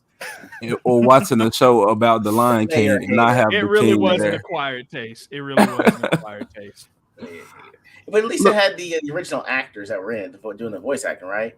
For the show. I can't say honestly. I think at least for Timon and Pumbaa, it did. For everybody else, I don't know. Different, yeah. I figured. I know Rafiki they didn't, but I don't know. But I was gonna say Tiny Toons. Okay, I ain't even gonna do my top 5 list. So now you throwing me into this shit in the water with the sharks, with the street sharks. At any point, hold on. Wait a minute. Because I am stupid. I ain't asked you your top 5. You did not. All right, bro. My bad. Hit me with your top 5. So we pausing gun to your head. Give me your top 5, bro. There you go. Thank you. I got another chance. Loading the magazine while you give it. So all right. So the theme song I was gonna say, I'm gonna say Tiny Toons. Okay, I'm gonna come out the gate with Tiny Toons. I don't know if y'all said it already. Yeah, we didn't talk much about that whole None of us Steven mentioned it, Spielberg block, Tiny Toons, Animaniacs, Freakazoid. Like that was Y'all didn't. Y'all WB really like that. Somebody asked came earlier, out. was Freakazoid obscure? I said, no, a lot of people know about it. Like, yeah, they promoted the shit out of that. So I got to say Tiny Toons because yeah, man, I'm a 93. And you know that's when they was doing the younger versions of the legacy characters. And Tiny Toons was my shit because I love Looney Tunes, very adult cartoon and those type of ideas that they presented. But I didn't want to cheat with say Looney Tunes because Tiny Toons, I think that's how you get kids, I would say, invested in your world the right way. And they're singing a song which we're tiny, we're toony, we're all a little loony, and in this cartoony, we're invading your TV. All right, I ain't gonna keep going, but it's like they're talking about how they go to this school, learning how to be the fucking best tunes they can, but they're paying respect to those older ones in the show. It was like we wouldn't be here without them, or they inspired us to be loony. And then the difference in like character, because you really didn't see much of Babs besides Space Jam. I can't think of shit that where Babs Bunny was actually in. I mean, Babs, Lola. that was Lola. That was Leo. I meant Lola. But then you see Buster and Babs, and Buster is like, I'm chill. Yeah, I'm gonna get out of the situation. I'm gonna get the upper hand. But he wasn't wild and like Bugs. You know, he ain't in drag and all this other type of crazy shit. He wasn't grown enough to be doing all that. But then you had Babs, and I mean, she impersonating all these characters, all these people that I don't know or might know. And I mean, I even seen her with titties on one like episode. That was like a date episode. That show had a lot of pop culture references that went over a lot of kids' heads. Yes. So I'm just like, you know, not because I'm a furry or anything, but like just how committed she was to the gag. And how she was the more aggressive one when it came to the two, as opposed to what we was seeing with traditionally. So I mean, that shit was that was cool to me. Bright colors, yeah. A kid is like all over that shit. 100%. All right, that's one. Hold up. This is the only time that this particular reference can be used and understood. Toilet paper go down the hole. Okay, lady, I love you. Bye-bye. Toot go down the hole. Just go down the hole. I love that. Oh yeah. Just crazy shit. Been sitting on that one for 10,000 years. I don't know why that one skit stuck in our heads so much. Me and my cousins watched that and we'll still tell that to each other. Like, why did that one little episode, one little clip of that show, of all the things they did, why was that the one that stuck? It just did. It was magic, bro. It was magic. It was lightning in the bottle. All right, bro. My wife taking these dogs out of y'all here and barking, so try not to mess shit up while you're at it. Nah, man, that's just gone. I'm focused. That's how you have colon cancer, right? He sucked it back in. He like, this shit later. Cartoons. Yeah, well, I can be comfortable. I ain't finna rush it. Hey Jay, you might sound like you got problems, bro. Maybe we won't find out till later, though. Oh my god, we ain't finding shit out. Literally. There you go. It works out for everybody. All right, my next one. What do I want to say? Have we talked? Is this about going to be that? followed up on your show later? It's funny that you say that because we are exactly talking about theme songs, intros. So when Animaine presented it to me, I was like, "Oh shit, that's perfect. Whatever we don't get to talk about now, we can do it tomorrow." Or come I more meant like your bathroom issues. Like, are you going to give everyone like? I'm going to be in suspense, not knowing. We need play-by-play, bro. Yeah. After the fact, summary. Oh no, this shit's gonna be gone. I'm gonna work it out. And it won't be a problem. Right. Well, I just gave the show away, but that's the point. Let y'all know what y'all getting into. So bring y'all asses on. Yeah, that sounds very cool.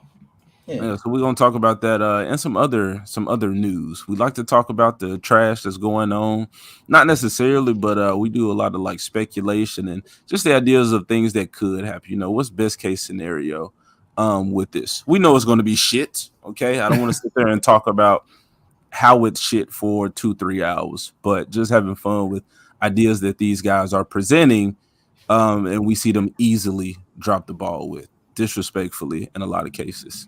Yeah, I've watched a couple of your shows, and I just I don't talk much in them because I'm usually lurking because I'm doing other stuff, and so I'm listening or watching while I'm busy doing other stuff. But I've enjoyed this. The ones I've actually watched, you guys are pretty great. Oh, appreciate it. For sure. Absolutely. But I completely sidetracked you giving your 5, and I'm sorry for that. Maybe there you go. You might have given me time to get something else out to scroll down the Google list. But no, I said Dexter. Did we talk about some Dexter? We did not. Yes, we did not, sir. Rep the Dexter. Rep the Dexter. All right. Well, look, I love me some fucking Dexter. All right, Cartoon Network.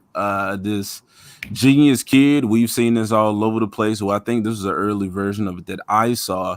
Beautiful animation right along with Powerpuff Girls. I might talk about that if we haven't already. Well, which I did with the reference. But I mean, smart kid. Bro was so wild, so much personality. Like, he wasn't a nerd. Like, I'm getting picked on, people hate me, shit like that. It happened, but you don't see Dexter on that. He ain't on this all depressed, woe is me shit. He in the lab working. He cooking up a master plan. He making life better for himself. Didi coming there fucking up his lab. And he's like, "Get out of here, stupid woman!" Like, I say this shit to my wife now. That's true love. And you know what else? Like, this man is wild. And then Mandart, I heard somebody do the laugh earlier on the stream. That laugh has been in my vocabulary for 20-something years, man. It's never going away. So fucking Mandart, I mean, he has an arch rival, a nemesis. I'm talking about, bro, this is something that Cartoon Network did that I'm incorporating into my own stories.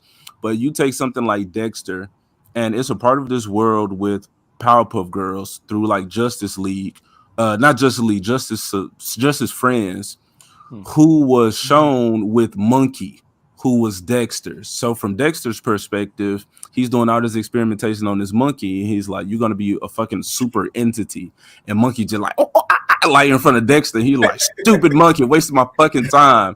But then when he gone, then you see Monkey he get the little monkey signal, the attractive chick call him, and he's like, "Oh, I gotta go put in work." Yeah. And so he's like amongst some of the best heroes that our galaxy has to offer. Just shit like that. But they just have so many layers of this world and make their cartoons connect. So I respect that about Cartoon Network, and I'm trying to implement that into my own works. But yes, Dexter. I remember the dodgeball episode. They was picking on him. You know what I'm saying? The jocks. He like, all right, this shit ain't gonna keep happening. He done turned the backpack into a mech suit. All right. While y'all old people had Iron Man. Real. I'm watching Dexter. He's shooting a Gatling of dodgeballs at the bullies. Shit like that. Like, bro, episode where he was in detention, and to get out, him and the homies had to figure out Morse code and then break out of detention. And I'm just like, bro, that's some adult shit that, you know, kids looking at it like, oh, okay, I guess like they figuring out the taps, but you find out later on, or depending on how educated you were, like this is the actual system that they're using in this situation. So shit like that, man. Dexter was fucking wild, bro. Yeah. Now real quick, before you move on to the next one, I do have to ask, what did you think about that? I don't know if it was a movie or just like a broken up long episode, but that whole joint where he kept meeting his future self over time. Mm-hmm. What did I Like- think about it? Yeah.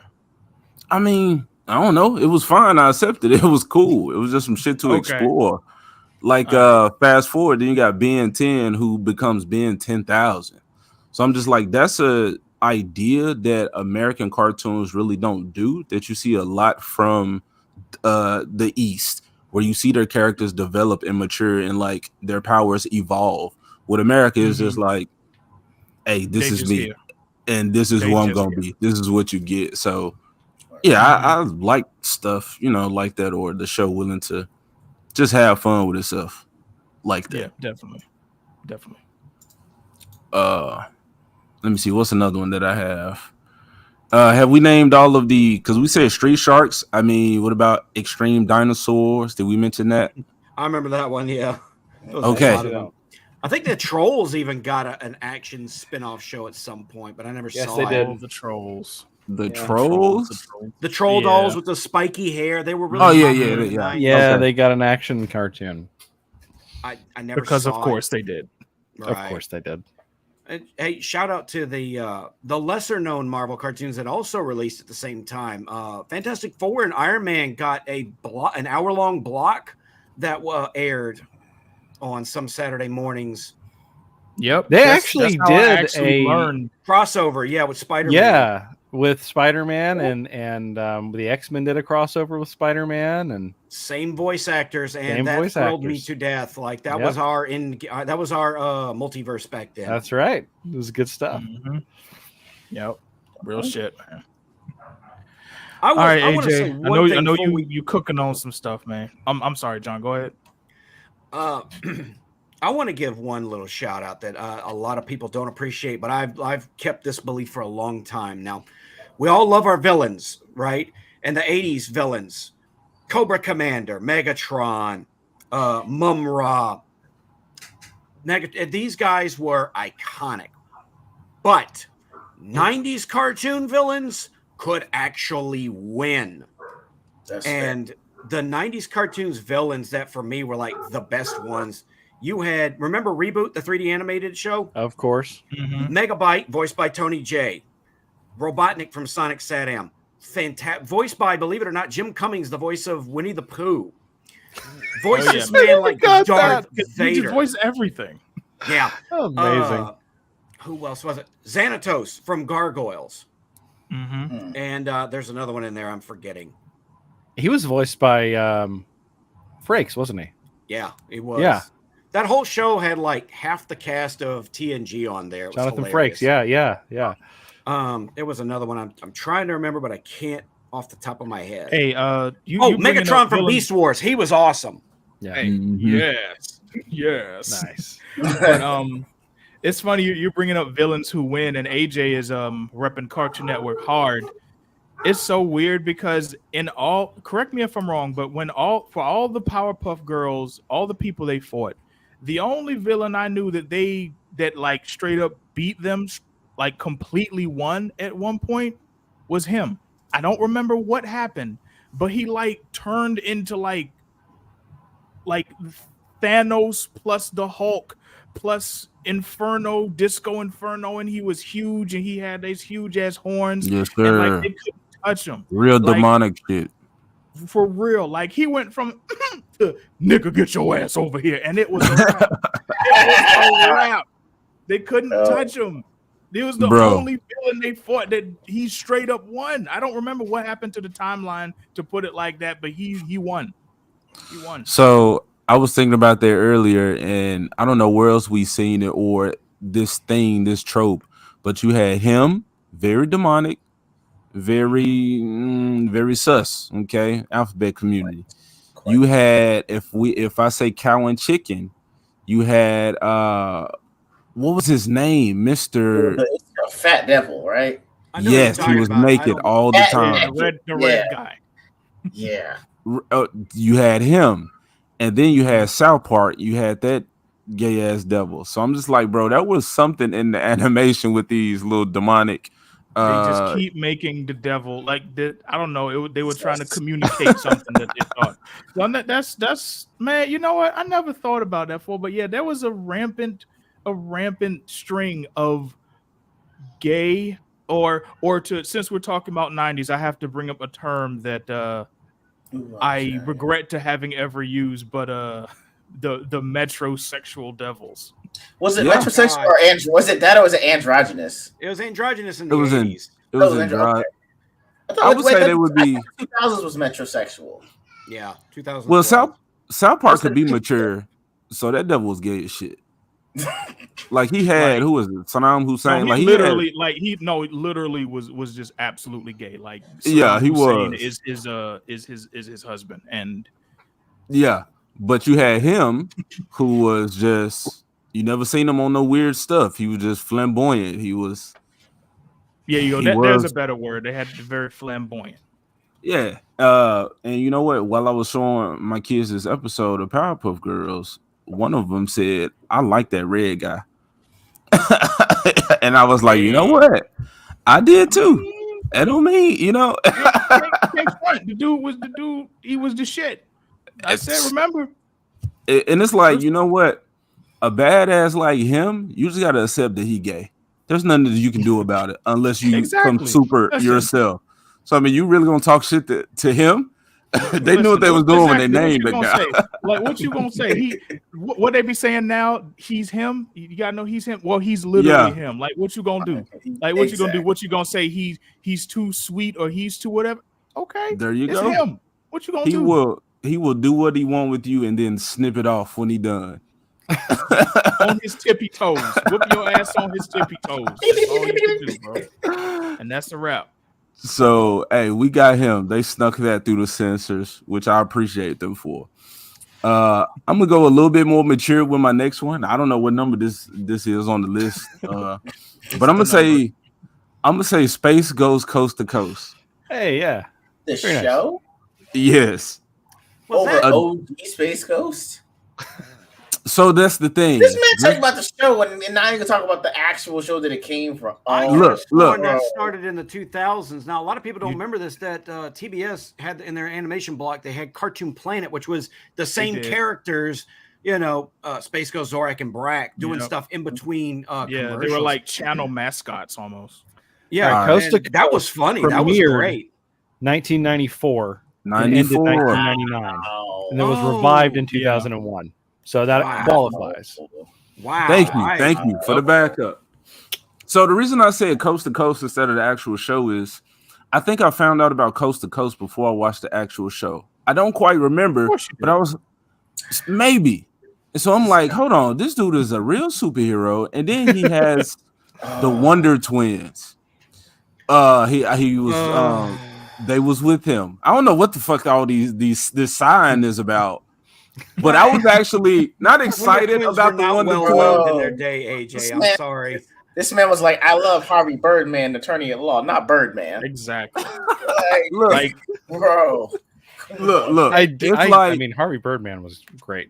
That was a funny ass show, but that was 2000s. It was. But with that, look, with that Harvey Birdman and Space Wolf Coast to Coast, it did something that She-Hulk should have been trying to do, but dropped the ball. Yes, be funny and then put your heroes, you know them in a kicking ass setting, but to put them somewhere else and just seeing how this super powered being is just doing regular shit, that was cool. And then I was a kid watching it, so you had real people come on, and then Space Ghost is just like talking to him, like Zorak is just fucking with him, like talking shit. Then you had getting on the other one, Brak, and everything, and Brak just being completely insane. Brak wasn't part of Coast to Coast though. It was Moltar, who a lot of people don't remember. He was the original host of Toonami when it first started airing. Wow, and then they replaced him very quickly with Tom. Tom 1.0. I have an MP3 somewhere on one of my hard drives of Zorak singing "My Heart Is Full of Hatred and Loathing," which was a great song. Neostar said Wonder Twins. We loved you. Neostar says the Wonder Twins are from Super Friends, not Space Ghost. Look, Space Ghost had two twins with him, and I thought it was the bucket of water. No, like they might have aired back to back in a block, but Space Ghost had like a Robin and a Batgirl equivalent on each show, and they basically just did the same thing. Oh, okay. Yeah. Well, maybe I'm mixing those up. I gotta look that shit It's up. just I'm like, pretty sure. listen, the only reason any of us know of any of these cartoons is because of Space Ghost Coast to Coast. Because all, like everyone's saying, all the shit was obscure Hanna-Barbera superheroes that never would have even been mentioned outside of like the 70s or the early 80s if it weren't for these dumbass parody shows of the 90s and 2000s. I didn't know. But it was smart. You didn't know that? No, they reboot. Some people are not as old. AJ, we're a certain vintage here. Yeah, these were these action cartoons in the 60s, 70s. They weren't doing anything with them at Turner, so like it's made sense. Repurpose these characters with flash animation and just do the goofy shit. They got the free reign to make really funny stuff with them. Yeah, I had no idea made that them was better a than they ever would have Ghostbusters been on their own. Like until Ghostbusters. Herculoids, guys. I mean, come on, man. Between the Herculoids and Space Ghost, it was, and Johnny Quest, like it was. I was about to mention that Johnny. A lot of people don't remember this. Johnny Quest got a revival in the 90s. It was great. It was good. I remember it being pretty good. There were Maybe episodes. that's the Now, one hey, I listen, watched. stop me if you've heard this. In 1999, there was one of the concepts of the show is that they occasionally had a cyberspace area that you had to quote unquote jack into. Yep. Where you could do anything. Sound kind of Matrixy. Yep. A little Right bit. there. Quest One of their World. villains was Quest World. It was It was basically the Matrix before the Matrix. I wouldn't be surprised if they low key stole that idea. By the way, Bro, I was running around with a color book saying "So it is written in the Book of Rage." yes, Ezekiel Rage. I was like, I like that. Voiced by Michael my Bell, God. who is the voice of Raziel from Soul Soul Reaver. A fantastic voice actor. He does. That, Awesome. The first season, that show was interesting because you had one season. The first season was basically, it was like X-Files Junior because X-Files was huge at the time. So they were investigating like the Jersey Devil. Cryptids and spooky occurrences and potential aliens. It was great. And then in the second season, they switched everything up. They got rid of the voice cast. They changed up the animation to be more crisp and kind of like the old school Johnny Quest show. And it went full-fledged pulp adventure cartoon. And even characters would even die in there. It was pretty cool. Yeah, that was the randomest one. Like it's so weird how that one out of all the things that got revived was that could have got revived was the Johnny Quest. But yeah. Well, I will say this, guys. Hold on. Go listen to that theme song. That theme song is hype as fuck. I am not your lying. answer. That's your answer. That's your answer. That's good to hear. Okay. When it comes to the top theme songs of the 90s, it will always be on my top 5 short list. Easily. I don't think I could do a top 5 theme songs from the 90s cartoons, bro. They were all so good. Yeah, bro, you can't. It'd be hard for me to do that. Going down tomorrow. You got to tune in. Yeah, to the show. I'm gonna say let's just because we're going on that tomorrow. So y'all make sure y'all tune into tomorrow's stream so we can go in on these theme songs. I'll be lurking. That's what's up. I will be there listening at work and fucking up the chat as best I can. Yes, Are you going to come with a meme or? I am That's now. all we look for. Yeah. The memes are Meme coming. creation. The memes are coming. I love it. All right, AJ, did you have any more obscure or favorite cartoons to hit us with before we go back to gun to your head? And that'll probably be how we close out tonight. Because as I knew it would be a derailment. I knew it was going to come. I'll save the other game for the next time. But it's all good. It's all good. I'm just glad we're here having a crazy ass time with these crazy ass cartoons. That's all that matters. Hell And yes. thank y'all for riding with us for these past 2 hours. Cause it has been so real. It's so real. Word. Man, I want to say Rock Your Power was 90s. Yes, it was 90s. It had to be 99. He 99. Got in under the wire. I'm getting in there, bro. Just barely made it, bro. Just barely made it. Would do it. Hey, as long as I qualify. I thought you were going to say Totally Spies. Oh, don't do my man. Don't do my man like that. Haven't I already said Totally Powerpuff Spies. Girls? He loved Totally Spies. I already know that, man. Bro, I love Totally fucking Spies. Totally Spies is coming back, isn't it? It always comes back. Didn't they get Right. didn't they get old enough to have kids? Like, isn't it like done? I don't remember that. So they were in high school, went to college. Like some of them got married, had kids. Like, what are you reviving at that point? I remember seeing something about a spinoff, but I don't remember exactly what it was. Okay. First I've heard. I mean, why not reboot? You just bring the shit out again with different. It's totally better not animation. spies, where they're better spies and they don't tell you they're spies right in the opening. 100%. Yeah, I don't know which one. Not Totally Spies. I don't know, man. Johnny Bravo. Oh no. Bravo ain't no damn obscure, man. He's pretty well known, but I do love Johnny Bravo. Oh, okay. Well, I thought we were just here for the conversation. Damn. It's all good. Listen. At this point, bro, I'm just fucking with you. Just say what is coming to your mind, whichever is your favorite. Because you know, we done jumped all around the world. We was talking about Friday earlier. We done had our kids for some reason. Someone else has to sing a damn song. Is what I'm. That's all I. You the only one. You the only one. I might sing. We're finishing that. I said Rocky Power. Yeah, I said Rocky Power. I'm gonna say Rocky Power. I slid in there. Because this shit was dope. And I'm gonna say, as a skateboarder, I ain't saying I'm cold or nothing. I'm fucking the greatest, but I can get around, I can move real nice on the skateboard. And you know, growing up, I'm getting kind of emotional, sentimental. But you know, you would hear shit like that's white folk shit and all this type of like negative looks on life and just hobbies. To see a squad of kids, you know, growing up with all the cousins. So I did have people who was skating with me or on their bikes or somebody on a skateboard, mainly me, shit like that. Even if you just laying on your back going down the hill. that was that one. I grew out of that being that one. I was like, let me stand on them. But yeah, cool ass kids, situations. You know, I enjoy that period of life where they just had the like back to back like shenanigans about a family or these characters that you would see. And yeah, you know, who is it? Twister's brother and Lars. It's like just other shit like that they got going on in the story.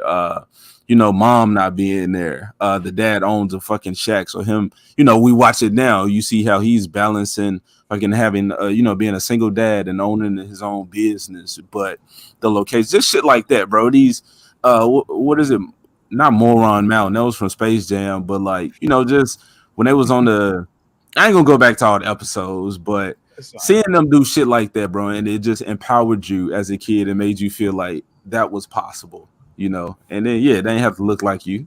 They had some dreads or they was Polynesian or some shit, but they looked cool, and they was doing a bunch of shit, so they made it seem possible. Like, hey man, you can do it all. Whatever you're willing to put your mind to, you can be great at it. Yeah, and I do remember Rocket Power being one of those shows that stood out for like the best reasons. It's part of that era of Nicktoons where it started to veer away from like the completely like the OG and the second generation ones where it's just fucking Rocco's Modern Life and everything. And obviously I'm not shitting on any of that, but it's almost reaching back to like Doug levels of like slice of life stuff where you're just watching these kids be their authentic, unique selves, and they're just out here living life. And like you were saying, AJ, it's really showing that you don't have to be like, you can do anything. You don't have to be confined to a box, be it a cultural box, a neighborhood box, or whatever. Because I heard that way too many times growing up, that you ain't supposed to like that, or that's some white people shit. And then I'm like, why do we have to limit ourselves like that? It's so fucking weird. The 90s, one of the biggest things of the 90s was taking off these barriers. Like, you can be a black kid and be in whatever, a white kid and hang out with whoever. You can be a girl that's into rough sports. You can be a boy who's into all this other stuff that's quote unquote for girls. And it don't matter. Just stop with the labels and forcing people into these tiny little boxes and let people be themselves, bro. So that was really good. I'm glad you brought that up.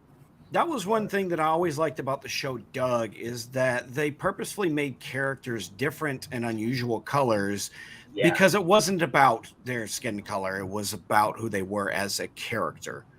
And that carried through. And there was a lot of multiculturalism that was in cartoons in the 90s. That's why I get so frustrated with people saying, we need representation for this and this and this. And they signal boost the representation aspect of every project they're in. Like, these trails have already been blazed. You are not, to quote Yahtzee from Zero Punctuation, it's not progress if you're progressing to the place we already are.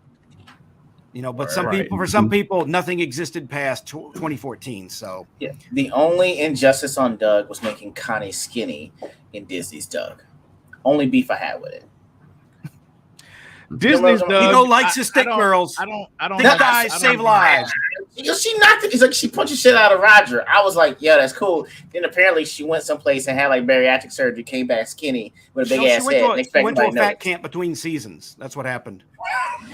This man loves. Seriously, she went to it. That's what she said. I went to a fat camp. Heavyweights. That was a fun movie. Congratulations, you're the fattest kid in camp. Everybody boosting him up. That's hilarious. AJ, hold on. Right. Sorry, not AJ. I'm sorry. Animaine. Before we go or continue, listen, I want to give 5 more, even more obscure cartoons that I was thinking of this whole time we've been sitting here. Okay, but you got to rapid fire. No more gun in my head. Who remembers Marsupilami? I do. With the leopard with the long tail. It was kind of occasionally he was back to back with Bonkers. I think I remember that. Taz got his own show called Tasmania. Yes, sir. That had a cast of like 20 people in the theme song, and you only ever saw most of them like once or twice of the whole show. I always thought that was stupid. I still never saw an episode with the Kiwi. Yeah, he had a Super Nintendo game, which is rough. Who remembers Skeleton Warriors from CBS? What? Another badass theme song. Go look it up. It's interesting. Cadillacs and Dinosaurs. Another CBS thing. Wow. Didn't that have a video game? It did, and it was based on a comic book, and it didn't have nearly enough Cadillacs or dinosaurs to keep me interested. And now this one's real obscure. I remember this one. A lot of people don't. It was called Project Geeker or Project GKR. That's exactly what I thought. Basically, it was. Was it late 90s? It was I think it was mid, and I think it only went for one season. It basically was a cyberpunkish future, corporate controlled future where they tried to make a weapon, but the weapon was basically a mask-like character voiced by someone I can't think of at the moment. Basically, it was Jim Carrey from The Mask, and he was all like rubbery and cartoony, and he was like a living cartoon character. That was indestructible, and his friend was like a robot chick with her hair pulled up in a big blonde tight top knot with a robot arm. And Brad Garrett, Raymond's brother from Everybody Loves Raymond. You've heard his voice and everything. He was the voice of a man-sized T-Rex who wore a baseball cap backwards and was like the tech person of the group. This didn't last long, but I remember watching it. And I was like, this is fun. It was called Project GKR. Oh, Cree Summer was in this? Yeah, Cree Summer, bless her heart. She was in so much. Yo, I could do a whole live stream on Cree Summer alone, but I'm not going to. And if I do, it'll be another day. Let's give one last little we miss you to Christine Cavanaugh, who was the voice of Bunny Rabbit. She was the voice of Chucky from Rugrats. She was the voice. You'll recognize her voice if you heard her. She was in a lot of cartoons we loved, and she passed on a few years ago. Yeah, it was a minute ago. Yeah, but I remember reading about that when it happened. And it hit hard. Yeah, definitely hit hard. All right, we have put it off long enough. Let's finish this damn game. Jared, you're safe. Y'all have had your facts to now. If y'all, we have put on an extra damn hour. If y'all can't come up with something, you deserve this bullet, okay? Shoot. Tell me when to go. Right now, boy. Go ahead. Get it. Tiny Toon. I love that shit. The colorful ass rabbits. All right. Here we go. Yes, I Googled it. Y'all don't know that though. Nope. We're tiny, we're toony, we're all a little loony, and in this cartoony, we're invading your TV. Don't clip this, people. We're No, too comic late. Too late. dispensers. We crack up all the centers on Tiny Toon Adventures. Get a dose of comedy. So here's Acme Acres. It's a whole wide world apart. Our home sweet home, it stands alone, a cartoon work of art. The scripts were rejected, expect the unexpected. That's Plucky. On Tiny Toon Adventures, it's about to start. They're furry, they're funny, they're Babs and Buster Bonnie. Montana Max has money, and Myra is a pain. Here's Hampton and Plucky, Dizzy Devil's yucky, Furball's unlucky, and Go-Go is insane. At Acme University, we earn our toon degree. The teaching staff's been getting laughs since 1933. We're tiny, we're toony, we're all a little loony. It's Tiny Toon Adventures. Come and join the fun. And now our song is done. Dun. I'm like, Nice. I You okay. put some effort into that. For real. I had time. I had prep work. Yeah. He's Batmaning it up with enough prep time. He can do anything. You can do it. It must be done. Exactly. All right. Left Eye, hit us. It's your turn, man. You up the bat. I'm not gonna lie. It sounds like almost. It's like saying if you ask a black person their favorite animal, they told you a monkey. You don't know how to take it. So I'm not gonna lie. I prefaced it by saying this. Uh-huh. You got Tarzan? No. My favorite theme song that I've heard is Tailspin. Because it sounds like such a jungle beat. I know I sound so terrible saying that. All right, hold on. All right. I know rapid fire, but I'm gonna say this. We was just talking about how black Goofy was. And then you come out with Tailspin. And I'm like, bro, there was this era where there was like this authenticity with Disney where they knew what they wanted and they gave it to you. Now I don't know what this black representation bullshit they is doing. Just give me the 5 beats, bro. I can read between the lines. Yo, I don't know why my mind plugged in 5 heartbeats when you said fire beats, but that I thought he said that too. Wow. That's the blackness. That's the blackness. That's the blackness. If they can pull that off in a project, I'm not mad at it. We had the goddamn music. Oh my god! Right. They could have been a group for real that I listened to. Call it Disney version of Dreamgirls or some shit. I don't care. Come on. Hey, Cheetah Girls. We ain't got to go there. This is You did. We ain't gotta go. No, that's my jam. It just sounds like a jungle beat. I felt so terrible saying it, but that was a feeling you got. Just walking around the house. What you doing? Making a peanut butter and jelly sandwich. Just humming that shit. So. Sing the song, bro. Don't That's you all. finish. You done started it. Go ahead. Finish it. You hear that? Oh, You hear that? yeah. Gonna let Tailspin. All right, I'll do it. You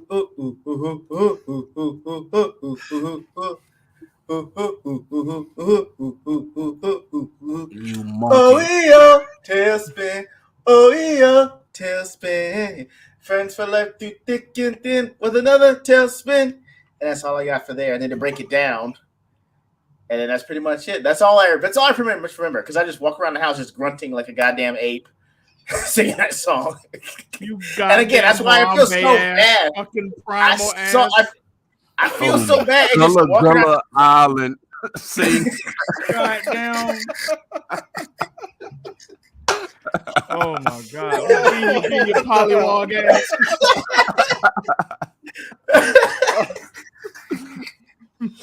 Oh man, that was beautiful. That was beautiful, bro.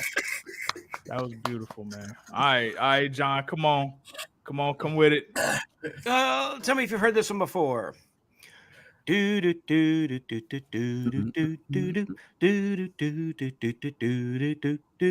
that's all I got.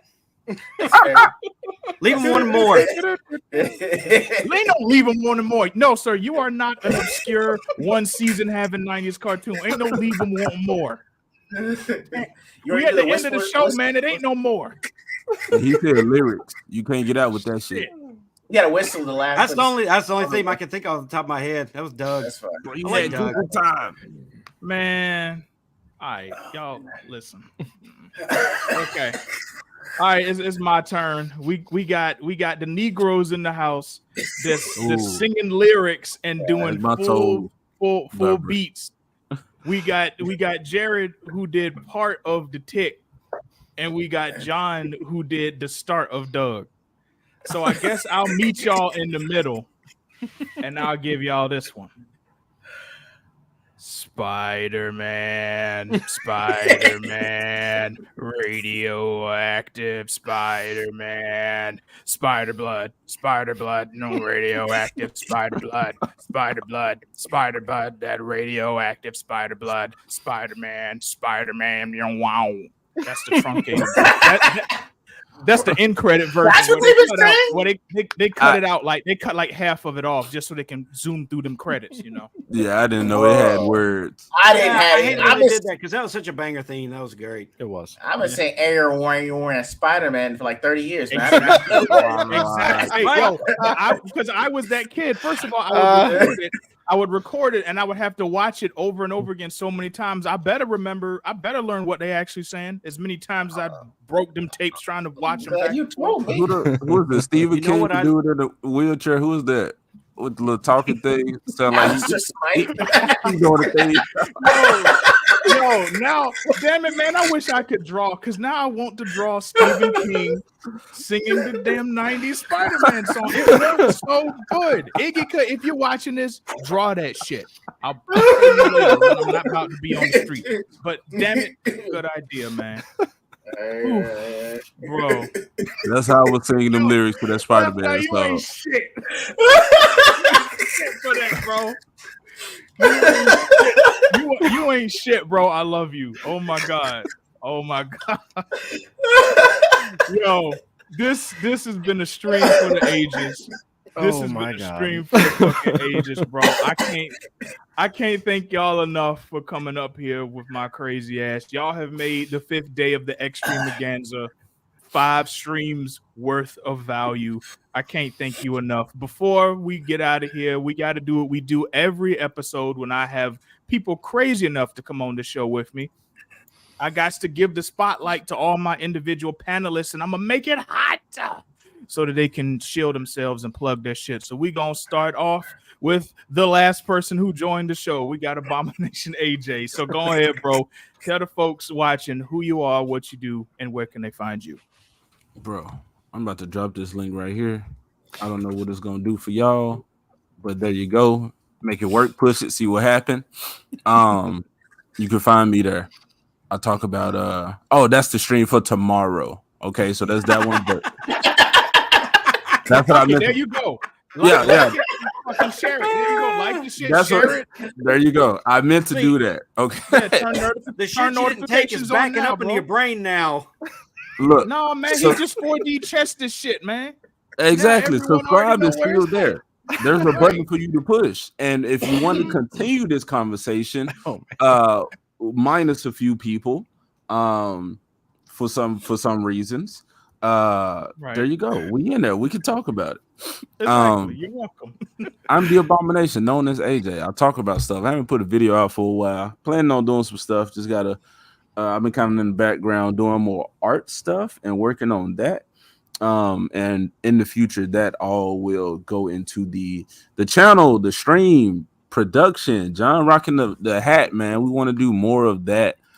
Some real comic book type stuff. And incorporate that into the channel, then, and actually have our books. Walk in Animaine and John A. Douglas's footsteps. Frost, I don't know if you have anything, but if you do, I'll tell you all about it in a minute. AJ, okay. You posted the YouTube link into the StreamYard comments, not the YouTube comments. I got you covered though. Okay, I thought it went to I didn't know they were different. Look, I'm a boomer, bro. I just talked about them old recent ass cartoons, but I'm an old dude that I really look like John on the inside. Oh wait, I don't think we can do it because none of us are mods. I think only mods can do this. I see it right here, but can I make it clickable? Hold on, I'm gonna see if I can do it. If not, I'll just go to your actual channel and grab it and put it in there for you. But while I'm doing that, I'm gonna kick it over to John so he can tell the world who he is, what he does, and where can people find him. Oh, hell, yeah. Thank you, everybody.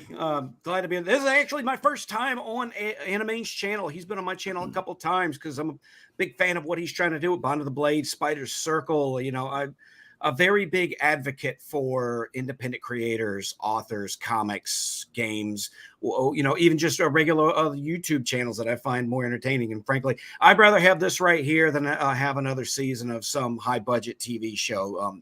I'm not a big fan of mainstream, pretty much anything anymore. I get all my entertainment from books and YouTube. And over on my channel, I help signal boost indie creators of all kinds.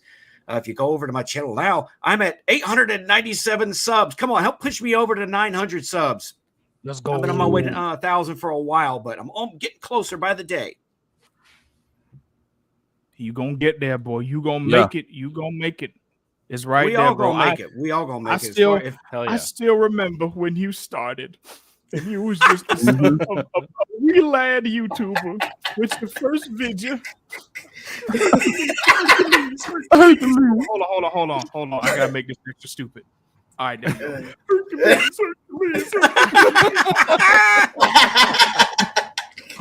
All right, and I have dropped an appropriate link in the chat that you can find Abomination AJ's stream for tomorrow. You will find your boy up there as well, joined with Left Eye Ego. Speaking of Left Eye Ego, sir, tell the people who you are, what you do, and where can they find you. Sir, guys, you got Left Eye Ego here. I'm with the Abomination AJ every Saturday for our Heroes No Capes at 10:45 Central Time. I also have my own channel. I try to post weekly. I didn't post anything this week because I'm working on some more channel maintenance and some things that are going to be coming up very soon. I got the email that pretty much said it was good to go, so I'll probably tell you guys about that on the next video. My wife, Shiro, joins me every other Sunday for the Ordinary Games podcast. If you missed us, we talked about interracial dating last Sunday, so that is up on the live stream. Be sure to check that out. It's an Ebony and Ivory story, and it was pretty much hilarious.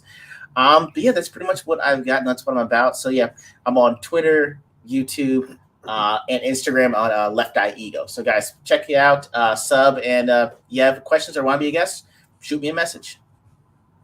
That's what's up. That's what's up. Yes, definitely go check my man. Now, I actually caught one of those streams with you and your wife some time ago. I can't remember exactly which one, but that's one thing I love, man. Especially, it's partially because y'all just have such good chemistry in general. But anytime we get some nerd love going on, who are like gonna do the joint channel thing or doing stuff together, because not to get too into the future, but my fiance and I, we have some plans along those lines. So that'll be great, rolling down the pipeline at some point. But yeah, that's definitely what's up. Check my man out. And speaking of boomerang things, it looks like I boomered the links to y'all's channels, but I got you covered because I'm dropping them in the chat room right now. So I dropped John's, yours is in there. I dropped the link to tomorrow's stream for Abomination AJ. I got you coming up, Left Eye, and I'm gonna have one for Jared too, because I reps all my people. Speaking of Jared, go ahead and take us out, sir, by telling us who you are, what you do, and where can the people find you. I would be delighted. I'm very easy to find. It's at Frost_Comics on both X, I guess, instead of Twitter, and on YouTube. You can find my videos there. I've got a couple of really good ones. I'm working on some good ones, but right now I've been focused on campaigning for a comic book. So right now we've got an anthology comic called Out of Obscurity on Fund My Comic. You can find it by going to fundmycomic.com, and it should be pretty easy to find, but you can search for Out of Obscurity or check the links provided by Animaine. It's an anthology comic with 7 different stories in it, and there's a lot of different stuff in there. There's all sorts of different content, but the one I want to focus on for Animaine's audience is one called Tower That Time Forgot, because it has a really cool manga aesthetic. It was drawn by Jose Garcia, and the art is incredible. It looks really, really good, and it's a classic tale, but it's remade with like a cyberpunk twist, where the world has ended because of a technovirus, and the 2 people who are left alive are looking for a cure for one of them, who is is infected with it. And that all takes place in one of the 7 stories. I contributed one called Super Guy, and Super Guy Animaine actually did a short for, which was dynamite. If you haven't seen it, check out my Twitter or my YouTube, or probably Animaine's, because he's been retweeting it too. It looks great. So I write comic books. I'm working on my own solo one, but for now we're really focused on Out of Obscurity because we want to get that funded. We're at 78% there. So if you back it, you're probably going to be able to know that it's going to happen, because we're only 22% to go, and after that we're going to be focused on stretch goals. If we get that first stretch goal, we get another story written by Randy Zimmerman, who is a comics pro who's been writing for Arrow Comics for decades. So that's what we're doing now, and it's been great, and I greatly appreciate you giving me some time to talk about it, sir.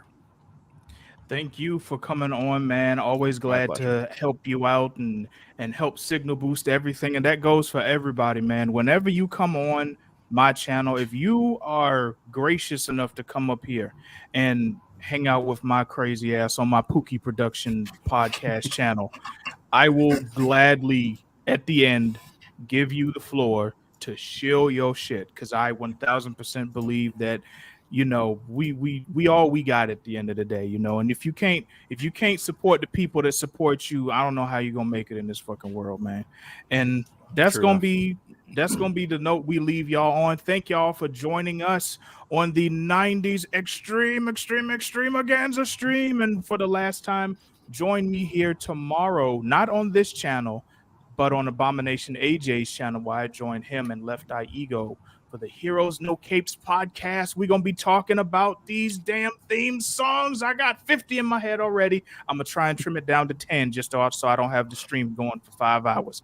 But we'll see how successful I am at that. But until then, thank y'all for watching and listening.